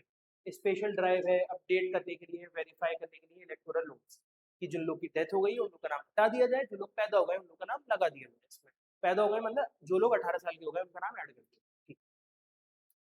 अब विज्ञान रत्न अवार्ड मिला है साहब, किसको मिला है विज्ञान रत्न अवार्ड? जयंत विष्णु नर्लीकर। अब देखो, विज्ञान रत्न अवार्ड तो साइंस की फील्ड में ही मिला होगा क्योंकि विज्ञान की बात हो रही है, लेकिन ये नाम आपको रखना पड़ेगा, इसमें मैं आपकी हेल्प नहीं कर सकता, आई एम वेरी सॉरी। ठीक, आगे बढ़ो। हम लोग अपना अनक्रूड गगनयान मिशन भेज रहे हैं। गगनयान मीन्स आसमान में, गगनयान मिशन भेज रहे हैं, अनक्रूड मतलब लोग नहीं, कब तक भेजने का इरादा है, ये सवाल नहीं पूछा जाता, ऐसे सवाल नहीं आते। सवाल ज्यादातर वो आते हैं जो या तो बहुत ही बड़ा माइलस्टोन अचीव करने वाले हों, जैसे एक आएगा सवाल, भारतीय अंतरिक्ष स्टेशन हम बनाने की सोच रहे हैं, किस ईयर तक, ये इंपॉर्टेंट है सवाल, आगे आएगा। ठीक है, सवाल वो आते हैं ज्यादातर जो हो चुके हैं, या अगर होने वाले हैं तो बॉस बहुत सिग्निफिकेंट कोई बड़ी चीज। ठीक है, अब ग्लोबल फॉरेस्ट रिपोर्ट आई थी, कह रहा है इंडिया की कितनी रैंक है उसमें, 9th रैंक पर है हम। ठीक, आगे बढ़ते हैं। अब देखो ये क्वेश्चन इंपॉर्टेंट है, who became Japan first female prime minister, कब अक्टूबर, अक्टूबर छोड़ो, ये 2025 की न्यूज़ है, इतना पता होना चाहिए। जापान की पहली फीमेल प्राइम मिनिस्टर बनी, आंसर इज सनाए तकाइची। अब ये इंपॉर्टेंट क्यों हो गया, और specially this becomes important for JMI. JMI ऐसे सवाल पूछता है, फर्स्ट लेडी पीएम कौन बना, और ये सारे सवाल जेएमआई पूछता है। ठीक है, सनाए तकाइची। हाँ, अब देखो, अभी आप लोगों ने लास्ट ईयर एक न्यूज़ देखी होगी, दुबई में एक एयर शो हो रहा था, उसमें हमारे एक फाइटर की डेथ हुई थी कि वो कुछ अपनी कैपेबिलिटीज को डेमोन्स्ट्रेट कर रहे थे कि हमारा फाइटर जेट है वो एकदम से स्टेबल हो जाता है, फिर ऐसे करके पलट जाता है, फिर ऐसे करके हो जाता है एकदम से, है ना, और ऐसे करके भी मूव कर सकता है। तो अचानक से उसमें कुछ माल फंक्शनिंग हुई और उनकी डेथ हो गई थी, बहुत दुखद घटना थी। तो वो जो बेसिकली एरोप्लेन उड़ा रहे थे वो तेजस LCA मार्क ए 1 ही था। ठीक है, और पूछ रहा है वो किसने बनाया है, तो वो इंडिजीनियसली डेवलप्ड है, मतलब इंडिया में डेवलप हुआ है, HAL ने बनाया है, वो हिंदुस्तान एरोनॉटिक्स लिमिटेड। ठीक, चलो आगे बढ़ते हैं। कौन सा इंडियन सिटी है जो कि 2030 के कॉमनवेल्थ गेम्स होस्ट करेगा, आंसर है अहमदाबाद। इससे पहले जब हुए थे तो किसने करा था, दिल्ली ने करा था, है ना, दिल्ली ने करा था इससे पहले, बड़े करप्शन हुए थे उसमें, यही होता है। अब आपको मैंने जैसे बताया, बुक्स एंड ऑथर से भी रिलेटेड हम लोग डिस्कस करेंगे, नई बुक आई है बिल्कुल, ready relevant and resurgent part 2, shaping a future ready force, किसने बनाई है, किसने लिखी है, जनरल अनिल चौहान ने लिखी है। राजनाथ सिंह तो हमारे डिफेंस मिनिस्टर हैं, बहुत बिजी ऑलरेडी रहते हैं, किताब क्या लिखेंगे। General Bipin Rawat is no more, ये हमारे पहले चीफ ऑफ डिफेंस स्टाफ थे, एक हेलीकॉप्टर दुर्घटना में इनकी डेथ हो गई थी। ठीक, चलो आगे बढ़ते हैं। Which Indian city will host Google, Google का लार्जेस्ट AI डेटा इंफ्रास्ट्रक्चर बन रहा है आउट ऑफ अमेरिका, अमेरिका में ही है उनका लार्जेस्ट, अभी उनसे बाहर जाके अब हम बना रहे हैं, तो इंडिया में बनेगा, विशाखापट्टनम में। इंडिया कौन सी सिटी पूछ रहा है, कौन सी सिटी में बनने वाला है, Google's largest AI and data infrastructure जो यूएस के बाहर। ठीक, अब देखो, अब यहाँ पे लगातार आपको कुछ सवाल मिलेंगे रिलेटेड टू नोबेल प्राइज। ठीक है, अब इसमें देखो, नोबेल प्राइज पहले इकोनॉमिक्स में पूछेगा, फिर आपसे नोबेल प्राइज लिटरेचर में पूछ रहा है, केमिस्ट्री में पूछ रहा है, फिर उसके बाद फिजिक्स में पूछेगा, और नीचे भी आएगा एक और आएगा नीचे, वो आपसे मेडिसिन में पूछेगा। अब आप ये घर पे पढ़ लेना आराम से, मैं आपको फाइल कैसे अवेलेबल करवाऊंगा वो भी आपको बता रहा हूँ, कैसे अवेलेबल होगी फाइल आपको, तो ये आप घर पे पढ़ लेना, इसमें मुझे कुछ समझाने को नहीं है। नोबेल प्राइज आप जानते हो बॉस किसको मिलता है ना, जो जो कुछ पर्टिकुलर फील्ड्स हैं, केमिस्ट्री, फिजिक्स, ठीक है, मैथ्स में नहीं मिलता है, ध्यान रखना, मैथ्स में नोबेल प्राइज नहीं मिलता है, फाइनेंस में नहीं मिलता है, इकोनॉमिक्स में मिलता है, केमिस्ट्री में मिलता है, मेडिसिन में मिलता है ना, और पीस प्राइज भी दिया जाता है, लिटरेचर में मिलता है। मैं आपको जो इम्पोर्टेंट, मुझे जो इम्पोर्टेंट लग रहा है वो इस बार एक नोबेल प्राइज इंपॉर्टेंट लग रहा है, जो इस बार नोबेल पीस प्राइज मिला है 2025। किसको मिला है, किस कंट्री को मिला है, ये पूछ रहा है, तो मरिया कोरिना मकाडो, ये पूरा क्वेश्चन ही इंपॉर्टेंट है। देखो क्वेश्चन ऐसे भी पूछ सकता है कि किसको मिला है नोबेल पीस प्राइज, तो मरिया कोरिना मकाडो को मिला है। ये भी पूछ सकता है कि वो किस कंट्री से बिलोंग करती है, वेनेजुएला से। अभी आपने देखा था डोनाल्ड ट्रम्प जो है हमारे बहुत ही world famous self proclaimed self proclaimed winner, potential winner to be potential winner of peace prize, जो चाहते हैं कि उनको किसी भी तरीके से पीस प्राइज मिल जाए, वो इंडिया पाकिस्तान की भी जंग रुकवाने को क्लेम करते हैं, वो बहुत सारे क्लेम्स करते हैं वो, है ना। तो उन्होंने आउट ऑफ नोवेयर वेनेजुएला के प्रेसिडेंट को जाके उनके घर से ही अरेस्ट कर लिया था। तो shame on the sovereignty and United Nations है। तो जिस पार्टी के जो, सॉरी मैं भूल गया बीच में जो मैं कहने वाला था, जिस पार्टी से वो प्रेसिडेंट बिलोंग करते थे उसकी अपोजिशन लीडर है मारिया कोरिना मकाडो। इनको पीस प्राइज मिला है, इन्होंने डेडिकेट किया है this peace prize to Donald Trump sir ji Venezuela के है। तो ये क्वेश्चन बहुत इंपॉर्टेंट है मेरे लिए, ये क्वेश्चन बहुत इंपॉर्टेंट है इस बार। अब मैंने इसको अभी तक मैं हर क्वेश्चन को 1 स्टार मार्क दे रहा हूँ, मैं इसको 2 स्टार मार्क दे के आगे, ठीक। नेक्स्ट अप वी हैव ये लिटरेचर वाला, ये आप खुद पढ़ेंगे, ये सारी चीज आप खुद पढ़ेंगे, वर्ल्ड हेल्थ डे वगैरह ये सब आप खुद पढ़ेंगे, मेडिसिन में किसको मिला। अब देखो इकोनॉमिक्स का करंट अफेयर, क्या करंट अफेयर इकोनॉमिक्स का। पहले हमारे जीएसटी स्लैब्स कितने थे, 4 थे, 5% लगता था कुछ आर्टिकल्स पे, कुछ पे 12, कुछ पे 18, कुछ पे 28, टोटल 4 स्लैब्स थे। इनको रेशनलाइज करके घटा के कर दिया गया है 2। आंसर क्या है, 5% और 18%। अब 2 स्लैब्स हैं हमारे, ये मैंने क्लास में ऑलरेडी पढ़ा चुका हूँ मैं, जो हमारे ऑफलाइन वाले बच्चे हैं उनको पता होगा। 2 है स्लैब्स, 5% और 18%। आई होप आप लोग मेरे साथ हैं अभी तक। दादा साहब फाल्के अवार्ड 2023 में किसको मिला है, मोहनलाल को मिला है। मोहनलाल साउथ के बहुत फेमस एक्टर हैं, ठीक है, इन्हीं को दादा साहब फाल्के अवार्ड मिला है for his contribution to the cinema and art and literature में दिया जाता है, आर्ट एंड लिटरेचर में भी दिया जाता है इसको, सिनेमा के लिए, ठीक साहब, सिनेमैटिक ऑनर है हाईएस्ट। अब कह रहा है कि what is the H1B visa. आपने सुना होगा भाई यूएस में जो लोग जाते हैं they are crazy for H1B visa. उसको डोनाल्ड ट्रम्प जी ने बोला कि उसकी फीस बढ़ा के कर दी है $1 लाख कि यूएस में रहना होगा तो ट्रम्प ट्रम्प कहना होगा और $1 लाख $1 लाख देना होगा पर ईयर अगर आपको H1B वीजा में रहना है। क्वेश्चन ये है कि H1B वीजा होता किसके लिए, बेसिकली ये उन स्किल्ड प्रोफेशनल्स के लिए होता है जो बाहर से आते हैं, फॉरेन प्रोफेशनल्स जो कुछ स्पेशलाइज फील्ड, जैसे कि मेरे ही कुछ फ्रेंड हैं जो किसी लेट्स से मैकेनिकल इंजीनियरिंग में काम कर रहे हैं या फिर सस्टेनेबिलिटी में काम कर रहे हैं या फिर केमिकल इंजीनियरिंग में काम कर रहे हैं, तो और भी स्पेशलाइज फील्ड है। तो वर्क वीजा होता है किसके लिए, स्किल्ड फॉरेन प्रोफेशनल जो कि स्पेशलाइज फील्ड में रहते हैं। आप दो चीज में कंफ्यूज हो सकते हो इन दो चीज में कि ये स्टूडेंट के लिए है या फिर वर्क वालों के लिए। ये टूरिस्ट क्यों देगा भाई 1 लाख रुपए, पागल है क्या वो। और परमानेंट रेसिडेंसी के लिए भी नहीं है, ये दो के लिए, इसमें आप कंफ्यूज हो सकते हो, तो ध्यान रखना answer is work visa for skilled professionals, ठीक। अगला क्वेश्चन, नेपाल की भी फर्स्ट वुमेन प्राइम मिनिस्टर बन गई है, जैसे कि आपने देखा अभी जापान की बनी थी सनाई तकाइची, इनकी भी बन गई है। Answer is Sujata Koirala. I don't know कि ये मनीषा कोइराला से कैसे रिलेटेड है, बट होंगी, एक ही खानदान की होंगी। Manisha Koirala is an actress जिन्होंने इंडियन मूवीज में भी काम करा है, ठीक। इंडिया के 15th वाइस प्रेसिडेंट इलेक्ट हुए हैं, 15th नहीं पूछेगा, ज्यादा से ज्यादा करंट पूछ सकता है। Answer is CP Radhakrishnan. ये मुझे क्वेश्चन बहुत इंटरेस्टिंग इसलिए लग रहा है बिकॉज जो इंडिया के फर्स्ट वाइस प्रेसिडेंट थे उनका भी नाम राधाकृष्णन था।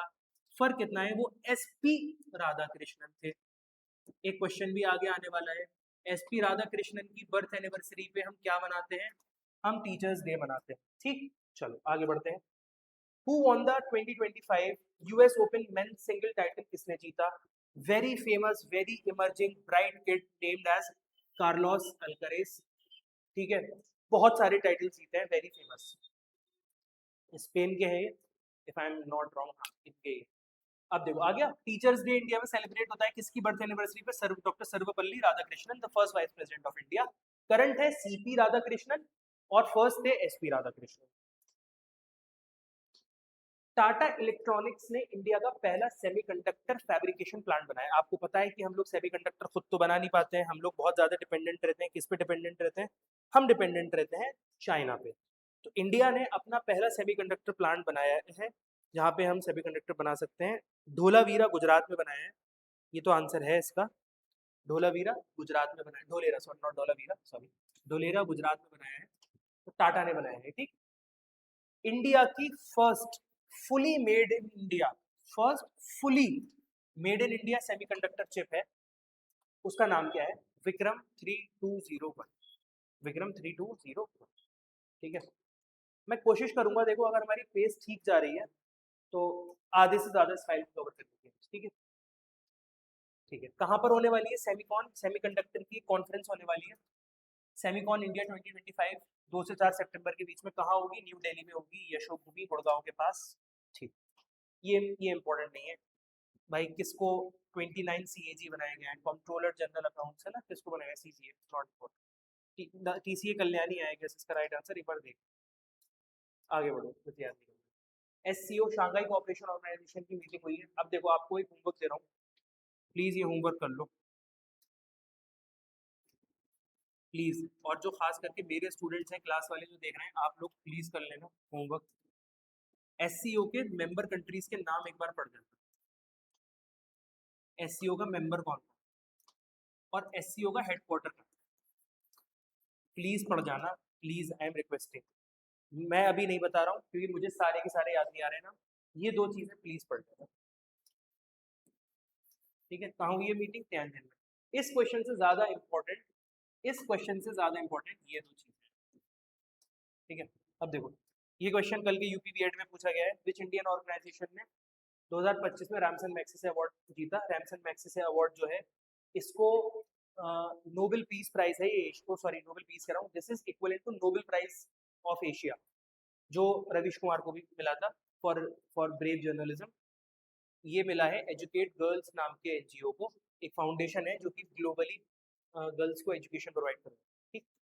आगे बढ़ो, कल ही आया है पेपर यूपी, कल ही क्वेश्चन आया UP BEd.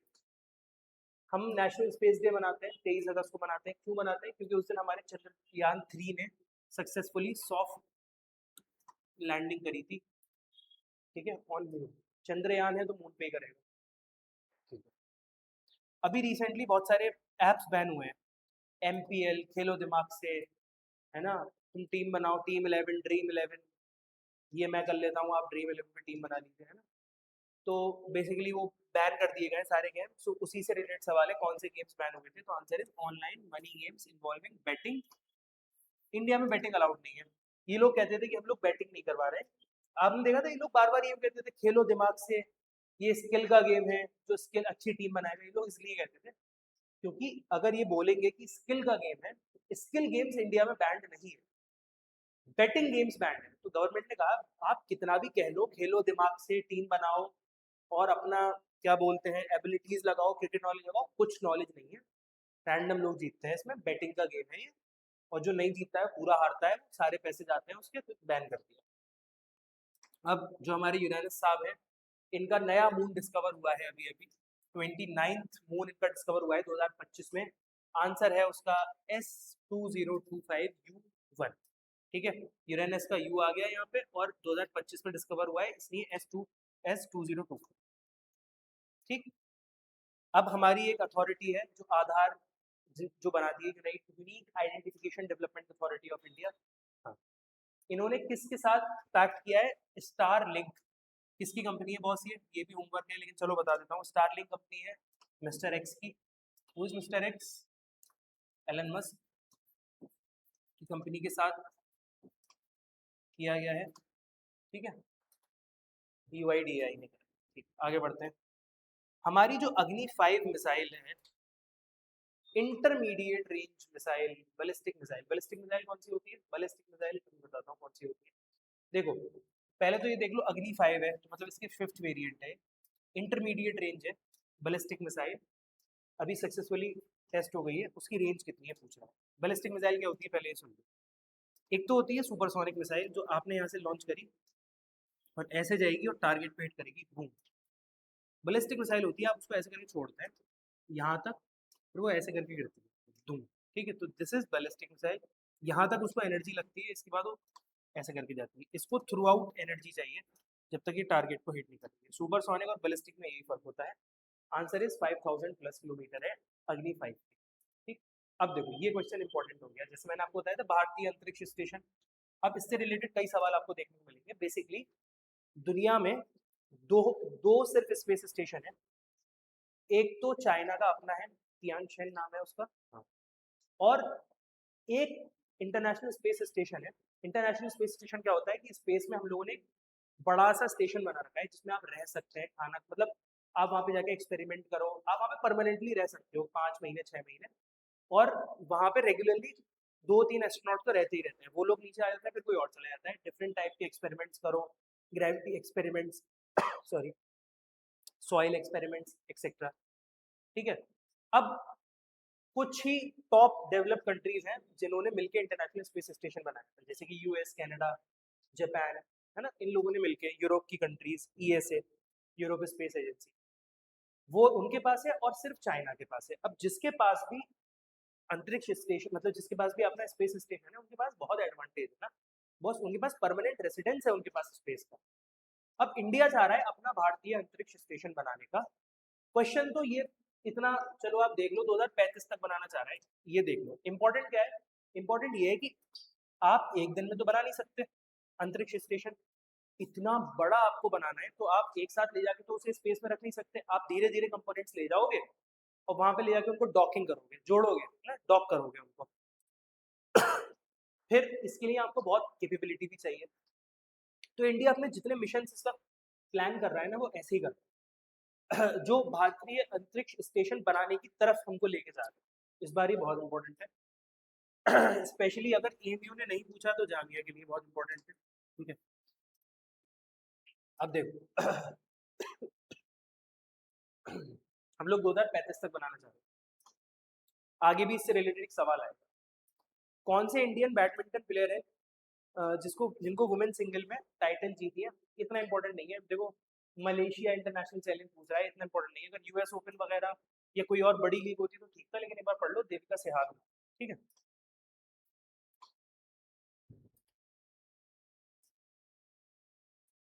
Chennai grand masters कौन जीता?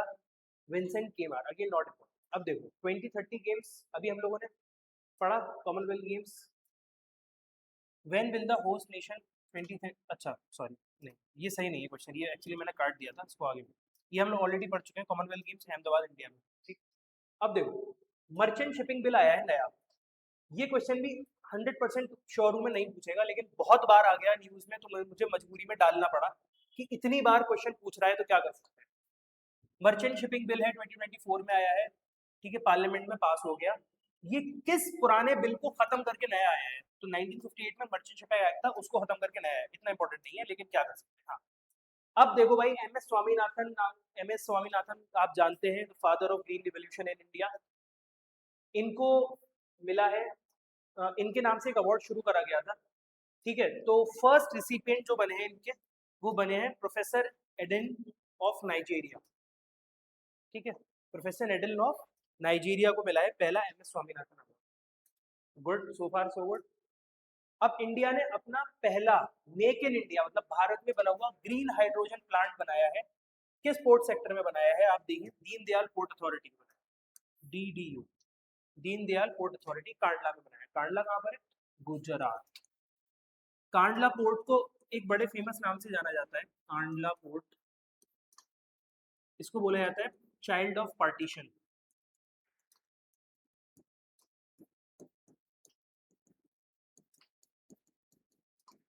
चाइल्ड ऑफ पार्टीशन भी बोला जाता है कांडला पोर्ट को, ठीक है। चलो, बेस्ट हिंदी फिल्म किसको मिला? 71st नेशनल फिल्म हुआ था, 12th फेल को मिला, विक्रम मासी की मूवी थी, विकास देवी कीर्ति सर ने भी इसमें एक्टिंग करी है, आपने देखा होगा। ये एक आईपीएस ऑफिसर पे बनी है, बहुत ही फेमस आईपीएस ऑफिसर है, मनोज कुमार शर्मा, ठीक। अब नासा और इसरो ने मिलकर, ये क्वेश्चन कई बार पूछा जा चुका है डिफरेंट पेपर्स में, सॉरी, कई बार पूछा जा चुका है डिफरेंट पेपर्स में, नासा और इसरो ने मिलकर एक सिंथेटिक अपर्चर रेडार बनाया है, सैटेलाइट बनाई है, जिसका नाम है निसार। तो N for NASA, I for ISRO, synthetic aperture radar satellite, ठीक है। तो क्या है इसका? ये दो फ्रीक्वेंसी यूज करती है, एल बैंड एस बैंड। ये सवाल नहीं पूछेगा, सवाल अगर पूछेगा तो ये पूछेगा आपसे कि निसार किसने मिलकर बनाया, तो नासा और इसरो ने मिलकर बनाया। टाइगर डे कब सेलिब्रेट होता है? 29 जुलाई, ठीक है। देखो नासा इसरो फुल फॉर्म पूछिए, दो बार आ गया न्यूज में लगातार, तो इस बार निसार मतलब इंपॉर्टेंट हो चुका है, तो निसार से सवाल यही पूछेगा, ये नहीं पूछेगा कि इसमें दो फ्रीक्वेंसी है, एल बैंड और एस बैंड। मुझे नहीं लगता कि एल बैंड और एस बैंड से रिलेटेड इतना डेप्थ में जाके पूछे, ठीक है, कि एल बैंड भी यूज करता है, एस बैंड भी यूज करता है। पूछेगा किसने बनाया था, सिंपल सी बात है, इसरो और नासा ने मिलकर बनाया, ठीक है। एफआईडी वुमेन्स वर्ल्ड कप हुआ था, कौन जीता है भाई? दिव्या देशमुख जीती है। एफआईडी मैंने आपको पहले बता दिया था किससे रिलेटेड होता है, आपको याद है तो प्लीज लिखिए, फर्स्ट इंडियन देखो दिव्या देशमुख बनी है, ठीक। अब इंडिया ने अपनी पहली हाइड्रोजन से चलने वाली ट्रेन कोच टेस्ट करी है। अब जब पहला है तो इंपॉर्टेंट होगा, हर चीज पहली इंपॉर्टेंट होती है। कहाँ पे करी है साहब? इंटीग्रल कोच फैक्ट्री चेन्नई में करी, ठीक, कोई दिक्कत नहीं। अब एक पॉलिटी से रिलेटेड क्वेश्चन आ गया है जो आजकल करंट अफेयर में चल रहा था। कौन सा कॉन्स्टिट्यूशनल अमेंडमेंट ऐसा था जिसने कोऑपरेटिव सोसाइटीज को दर्जा दिया फंडामेंटल राइट में, कि कोऑपरेटिव सोसाइटीज बनाना अब आपका मौलिक अधिकार है, it is your fundamental right that you can make और you can get recognised your cooperative societies. Answer is 97th amendment है, सरफराज खान का जर्सी नंबर। ठीक है, चलो मेरे अंदर का क्रिकेटर बाहर आ जाता है, सॉरी। लॉर्ड शिवा को कौन सा नाम दिया गया था जब उन्होंने समुद्र मंथन के वक्त जहर का सेवन किया था, जहर पी लिया था? नीलकंठ। हाँ, इंडिया ने भाई अपनी कितनी इथेनॉल ब्लेंडिंग अचीव कर ली है? इथेनॉल ब्लेंडिंग तो आप जानते हैं, पेट्रोल में इथेनॉल मिलाया जा रहा है जिससे गाड़ियां खराब हो रही हैं। आंसर इज 20% इथेनॉल हमने कर दी है। Very good. अब देखा, हम देखो फिर से निसार पे सवाल आ गया, इसलिए तो बोल रहा हूँ कि निसार इंपॉर्टेंट है बॉस, निसार इंपॉर्टेंट है। देखो फिर से निसार पे सवाल है। वर्ल्ड की सबसे एडवांस्ड अर्थ ऑब्जर्वेशन सैटेलाइट है, इसरो और नासा ने मिलकर बनाई है, नाम है Nisar, NASA ISRO synthetic aperture radar satellite, Nisar satellite. ठीक, इंडिया का क्लीनेस्ट सिटी का अवार्ड किसको मिला है पिछले 8 साल से? एक ही सिटी को मिल रहा है, आंसर इज इंदौर। इंदौर मध्य प्रदेश को, और शायद दूसरे पे भोपाल लग रहता है, मध्य प्रदेश की क्लीनेस्ट सिटी है, लगातार 8वीं बार मिला है। ठीक है, अग्नि-1 मिसाइल लॉन्च करी हमने। अग्नि-1 मिसाइल की खास बात यह है साहब कि वो कैपेबल है, न्यूक्लियर वॉरफेयर भी कैरी कर सकती है वो। ठीक है, क्या रेंज है उसकी? 700 से 900 किलोमीटर। हाईली अनलाइकली, नहीं पूछेगा। हाँ, प्रधानमंत्री धन धान्य कृषि योजना लॉन्च हुई, क्यों? लो प्रोडक्टिविटी डिस्ट्रिक्ट, जिन डिस्ट्रिक्ट्स में एग्रीकल्चर में लो प्रोडक्टिविटी है उनकी प्रोडक्टिविटी बढ़ानी। ठीक है, ये भी सवाल इंपॉर्टेंट नहीं आएगा। अब देखो कौन सा, what is the name of the mission जो शुभांशु शुक्ला जी को, हमारे फेमस एस्ट्रोनॉट बन चुके हैं शुभांशु शुक्ला, इनको लेकर गया था? कहां लेकर गया था? इंटरनेशनल। अब मैंने आपको क्या बताया? मैंने बताया इंडिया अपना क्या बनाना चाह रहा है, इंडिया बनाना चाह रहा है भारतीय अंतरिक्ष स्टेशन। इंडिया सारे काम उसी के लिए कर रहा है। अब इंडिया ने अपना एक एस्ट्रोनॉट भेजा कि भाई तुम देखकर आओ, इंटरनेशनल स्पेस स्टेशन में रहकर आओ, कुछ एक्सपीरियंस शेयर करना हमारे साथ। जब हम बनाएंगे अपना भारतीय अंतरिक्ष स्टेशन तो हमको कुछ नॉलेज होनी चाहिए ना पहले से, तुम जाओ देख कर आओ। तो शुभांशु शुक्ला जी को भेजा गया इंडिया से। अब बहुत सारे एस्ट्रोनॉट गए थे पूरी दुनिया से, उसमें इंडिया के शुभांशु शुक्ला भी गए थे। ठीक है, इंडियन एयरफोर्स के पायलट रह चुके हैं, इनको भेजा गया। तो जब शुभांशु शुक्ला जी गए तो कौन सा मिशन था, किस में गए वो? तो उस मिशन का नाम था एक्सियोम 4। इस पे आपको बार बार सवाल मिलेगा, एक्सियोम 4 पे, बहुत इंपॉर्टेंट है ये एक्सियोम 4 मिशन। ठीक, कौन सी टीम ऐसी है जिसने पहला FIFA club world cup football जीता है? Football club on the first ever FIFA club world cup, FIFA club का वर्ल्ड कप पहली जो टीम बनी है चेल्सी बनी है। अच्छा, ये वाला क्वेश्चन बहुत इंपॉर्टेंट है। What is the India's longest cable stayed bridge? India का सबसे लंबा केबल स्टेट, मतलब जो केबल से रुका हुआ ब्रिज है, वो कौन सा है? It is Bandra Worli sea link. Sea link, Bandra Worli sea link, आपको इससे नजर आ रहा होगा कि ये महाराष्ट्र में है ना, और ये इंडिया का सबसे लंबा है, और इसने रास्ते को बहुत ज्यादा छोटा कर दिया है। जो 5 घंटे का रास्ता होता था, लोग अब वो 2 घंटे में या 1.5 घंटे में ट्रैवल कर लेते हैं। विंबलडन कौन जीता 2025 का men single title? Jannik Sinner जीते, कार्लोस अल्कराज नहीं है इसका आंसर। ठीक है, विंबलडन वुमेन कौन जीता? अभी दोनों क्वेश्चन इंपॉर्टेंट हो चुके हैं, मेन और वुमेन, क्योंकि विंबलडन लगभग सबसे बड़ा क्या बोलते हैं आपका लॉन टेनिस का टूर्नामेंट है। तो विंबलडन कौन जीता? ईगा स्वियाटेक जीती फीमेल में, जैनिक सिनर जीते मेल। श्यामा प्रसाद मुखर्जी बंगाल के रहने वाले थे, कौन सी पॉलिटिकल पार्टी फाउंड की थी? भारतीय Jansangh, that letter became Bharatiya Janata party. Guru Purnima मनाई जाती है on the birth anniversary of which says? Gautam Buddha is the right answer. Gautam Buddha पे ही गुरु पूर्णिमा सेलिब्रेट करी जाती है। प्राइम मिनिस्टर नरेंद्र मोदी को सिविलियन ऑनर दिया ब्राजील में, क्या नाम है साहब? Grand collar of the national order of the southern cross. ठीक है, ऐसे याद रखना कि जब किसी को टाइटल दिया जाता है, अवार्ड दिया जाता है, तो बड़ा चढ़ा के तारीफ करी जाती है उसकी, है ना। इनकी भी बड़ी बड़ा चढ़ा के तारीफ करी जाती है।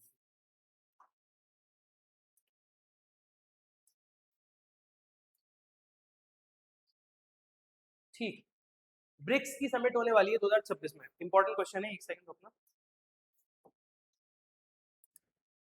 ऑलराइट सॉरी, हाँ तो क्या था, who will chair the BRICS summit in 2026, BRICS होने वाला है। अब प्लीज जो मेरे स्टूडेंट्स हैं, आप लोगों से अगेन रिक्वेस्ट कर रहा हूँ, मेरे बच्चों ब्रिक्स की मेंबरशिप पढ़ लेना, कौन कौन मेंबर है ब्रिक्स के प्लीज पढ़ लेना, ठीक है। कौन हेल्ड करने वाला है, इंडिया करने वाला है, इंपॉर्टेंट हो जाता है इसलिए सवाल। अब इंडिया की रैंक कितनी है ग्लोबली गिनी इंडेक्स में, गिनी इंडेक्स क्या बताता है, इन इक्वलिटी बताता है कि कितनी इनकम इनइक्वलिटी है, कितना ज्यादा डिफरेंस है between the maximum and the minimum earning people. India की रैंक है 4th, ठीक। चलो आगे बढ़ते हैं। What is the name of the PM award that PM Modi ने रिसीव करा है, त्रिनिदाद एंड टोबैगो एक छोटा सा आइलैंड है और वेस्ट इंडीज करीबियन आइलैंड है, उन्होंने एक अवार्ड दिया था मोदी जी को, क्या नाम है उस अवार्ड का, order of the Republic of Trinidad and Tobago. मैंने आपको बताया था जब भी कोई अवार्ड दिया जाता है बड़ी तारीफ एकदम बड़ा चढ़ा के पुल बांध के दिया जाता है, इसलिए जो बड़े नाम होते हैं हमेशा वो करेक्ट होते हैं। अब इंडिया अपने पहले वाटर स्पोर्ट्स फेस्टिवल करवा रहा है, फर्स्ट खेलो इंडिया वाटर स्पोर्ट्स फेस्टिवल, इसमें सारे वाटर स्पोर्ट्स होते हैं, ठीक। कहाँ होने वाला है, डल लेक श्रीनगर, बहुत फेमस लेक है डल लेक श्रीनगर, यहीं से एक रिवर निकलती है जिसका नाम है झेलम, नहीं एक सेकंड में कंफ्यूज हो रहा हूँ, झेलम तो निकलती है आपकी वेरीनाथ कश्मीर से, डल लेक से कौन सी रिवर निकलती है, डल लेक शायद झेलम ही है, लेकिन मैं फिर भी करेक्ट चेक कर लेता हूँ। डल लेक से, हाँ बिल्कुल ठीक था, झेलम ही था, पता नहीं क्यों मैं खुद पे शक कर रहा था। झेलम से, झेलम जो रिवर है वो डल लेक वुलार लेक से निकलती है। चलो, दलाई लामा स्पिरिचुअल लीडर है किस कम्युनिटी के, answer is Tibetan Buddhism, Tibet के जो बुद्धिज्म है उसके स्पिरिचुअल लीडर को दलाई लामा कहते हैं। दलाई लामा एक बेसिकली पोजीशन है, एक पोस्ट है, ये किसी इंसान का नाम नहीं, पोजीशन का नाम, ठीक है। जो अभी करंट हमारे दलाई लामा चल रहे हैं 14 दलाई लामा, उनका नाम क्या है, उनका नाम है तेंजिन ग्यात्सो, तेंजिन ग्यात्सो, ठीक। चलो आगे बढ़ते हैं। कौन सा फर्स्ट इंडियन बना है to win a BWF world tour title in 2025, answer is Ayush Shetty, Shetty sorry Shetty, ठीक। Which country which to hydro electric project, अब आपको पता है इंडस वाटर ट्रीटी है, इंडस वाटर ट्रीटी किन दो कंट्रीज के बीच में हुई हुई है, बहुत इंपॉर्टेंट है, इंडिया के बीच में हुई हुई है और पाकिस्तान के बीच में हुई हुई है।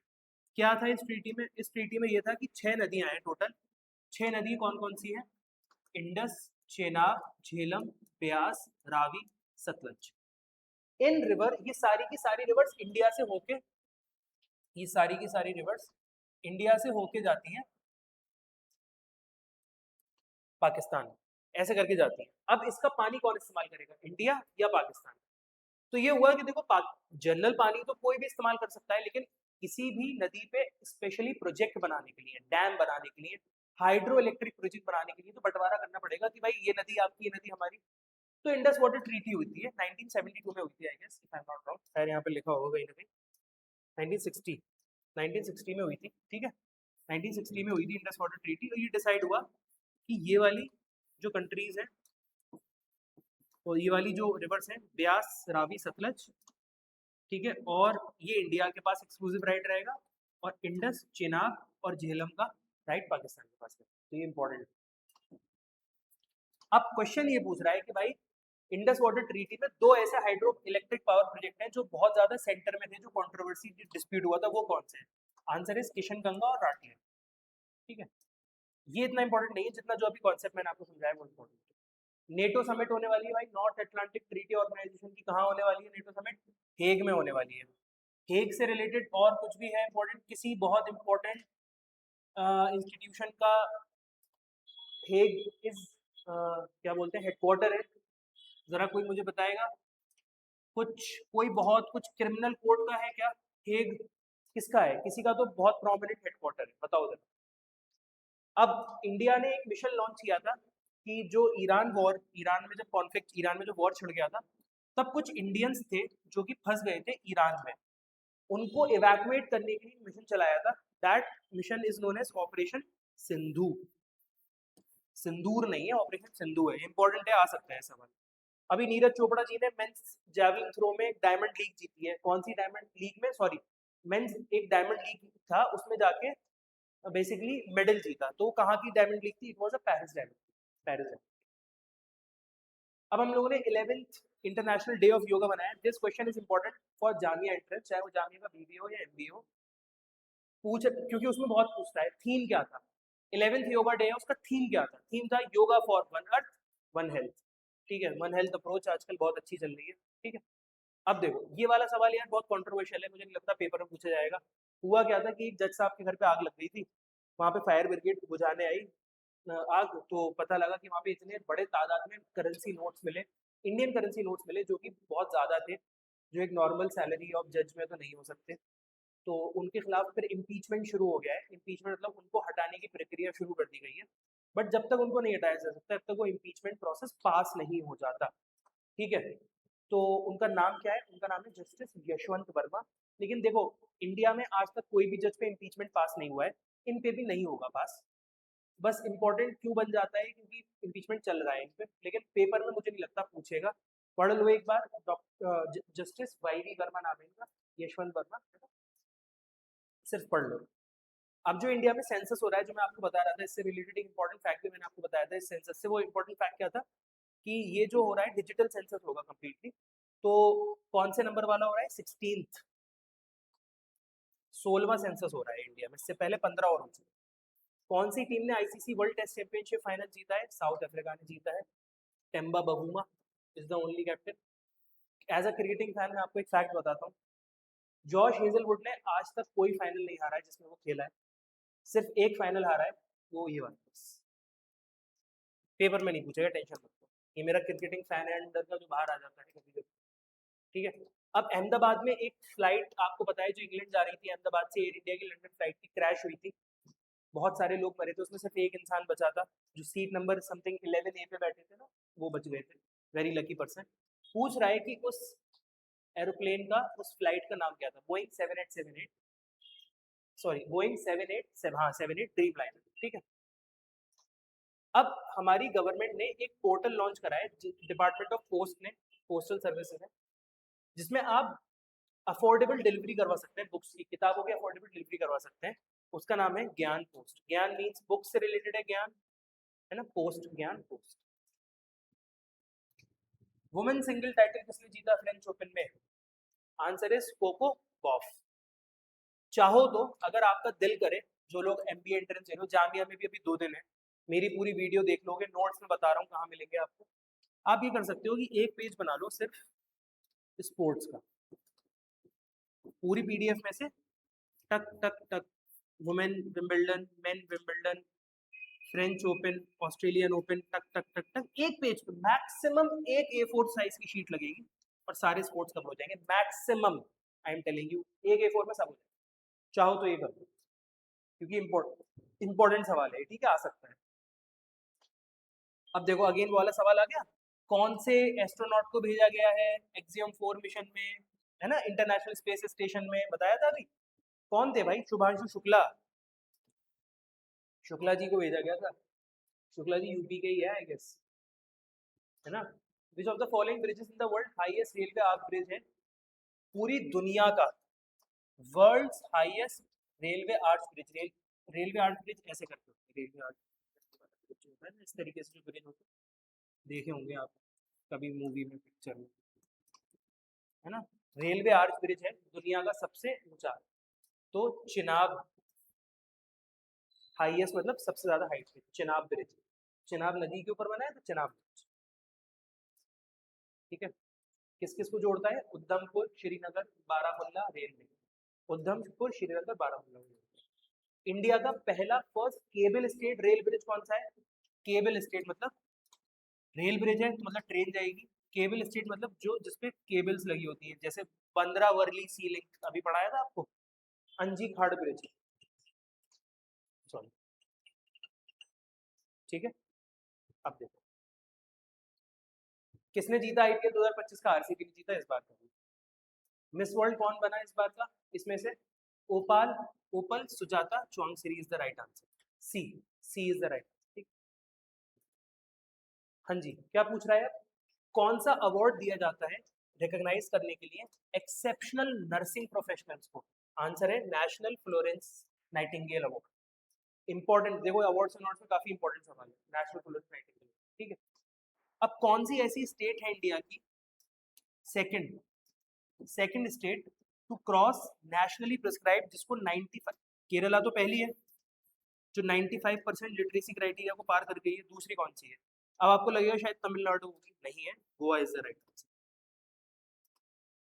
एक बार दिखा देता हूँ, सही से गोवा, ठीक है भाई साहब, गोवा जो है वो सेकंड स्टेट बन गई है 95% क्रॉस करने वाली। क्या क्रॉस करने वाली?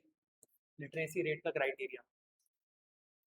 ठीक, कौन सी मिनिस्ट्री रिलीज करती है इंडस्ट्रियल प्रोडक्शन डेटा? ये बहुत इंपॉर्टेंट है इस साल के लिए। अभी इकोनॉमिक्स का करंट अफेयर है, देखो लोग कहते हैं ना कि सर करंट अफेयर कब पढ़ाएंगे, तो भाई करंट अफेयर कोई चीज नहीं होती है, करंट अफेयर कोई चीज नहीं होती है, कुछ ना कुछ सब्जेक्ट से रिलेटेड होता है, वो न्यूज में आ जाता है तो करंट अफेयर बन जाता है। ये सारी चीजें सीपीआई, डब्ल्यूपीआई, आईआईपी, मैंने अपने बच्चों को क्लास में पढ़ाया हुआ है।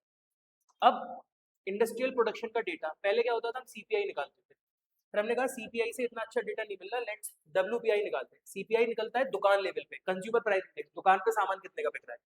हमने कहा दुकान छोड़ो यार, दुकान तक आने में सामान महंगा हो जाता है, डब्ल्यूपीआई निकालते हैं, होलसेल प्राइस इंडेक्स, होलसेल वाले क्या कितना सामान। फिर हमने कहा यार होलसेल पे भी आते आते सामान के रेट चेंज हो जाते हैं, क्यों ना डायरेक्ट फैक्ट्री रेट निकाल के देखें।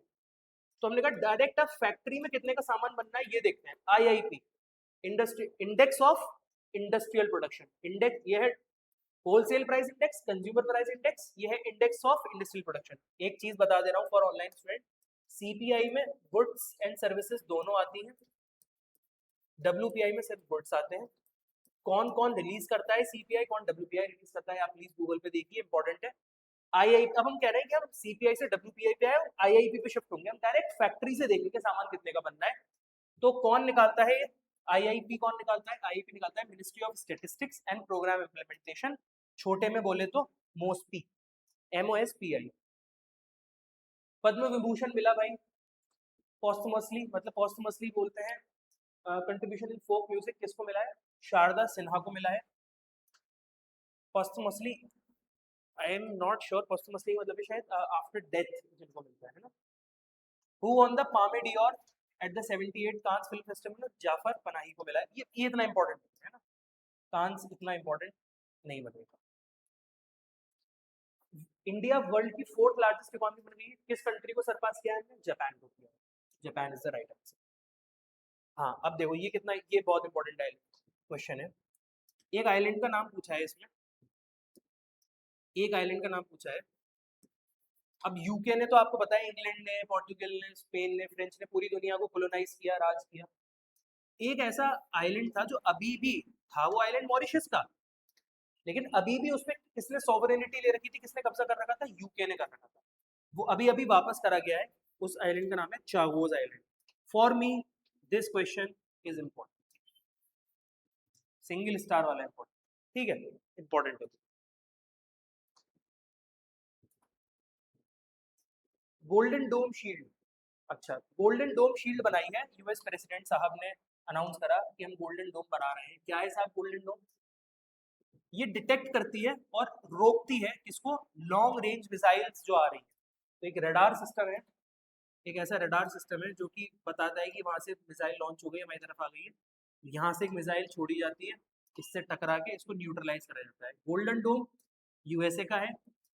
Very important, double star important करके बता रहा हूँ, आयरन डोम है इसराइल का,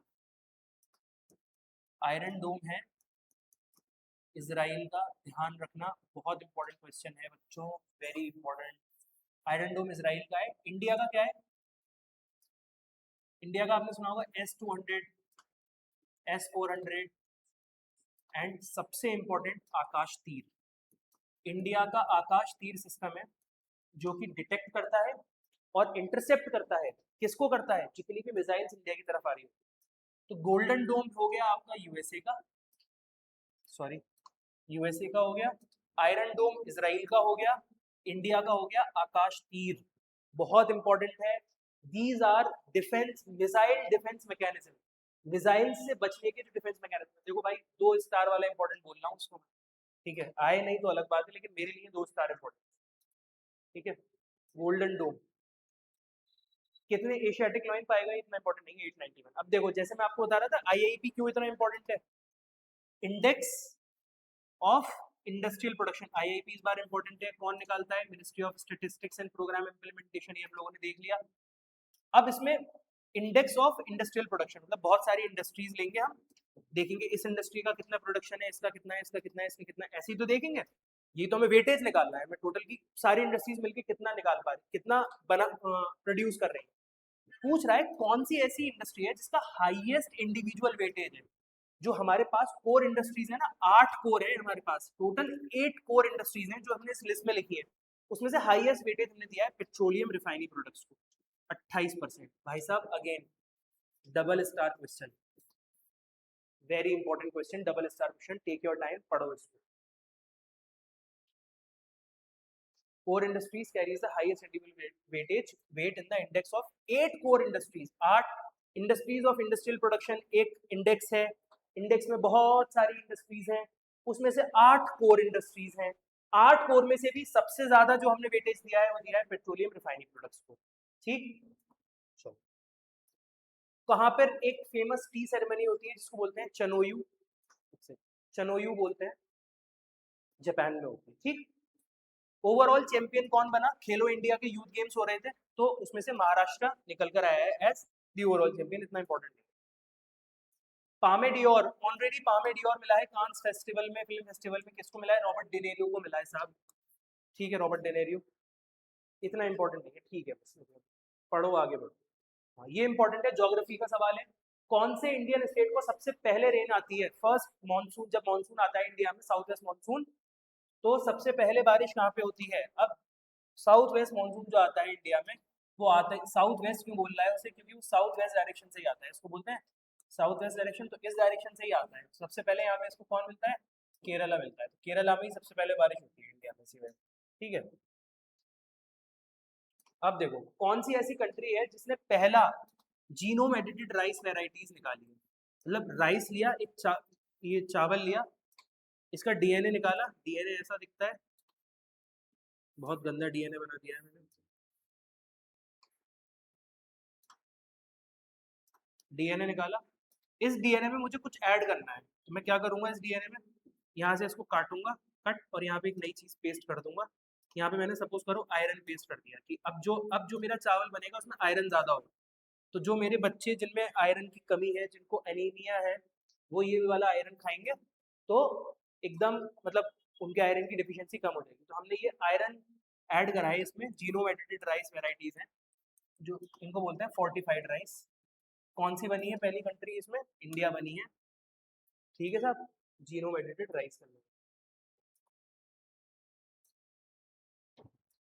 लेबर डे, जिसको मे डे भी बोला जाता है, वो मे 1 को सेलिब्रेट होता है।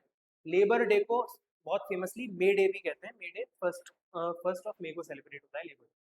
मेजर ध्यानचंद खेल रत्न अवार्ड 2023 किसको मिला, चिराग शेट्टी एंड स्वास्तिक साईराज रनकी रेड्डी। ठीक है, इन लोगों को मिला है। अब मैं क्या कर रहा हूँ, मैं यहाँ पे आज की क्लास क्लोज कर रहा हूँ।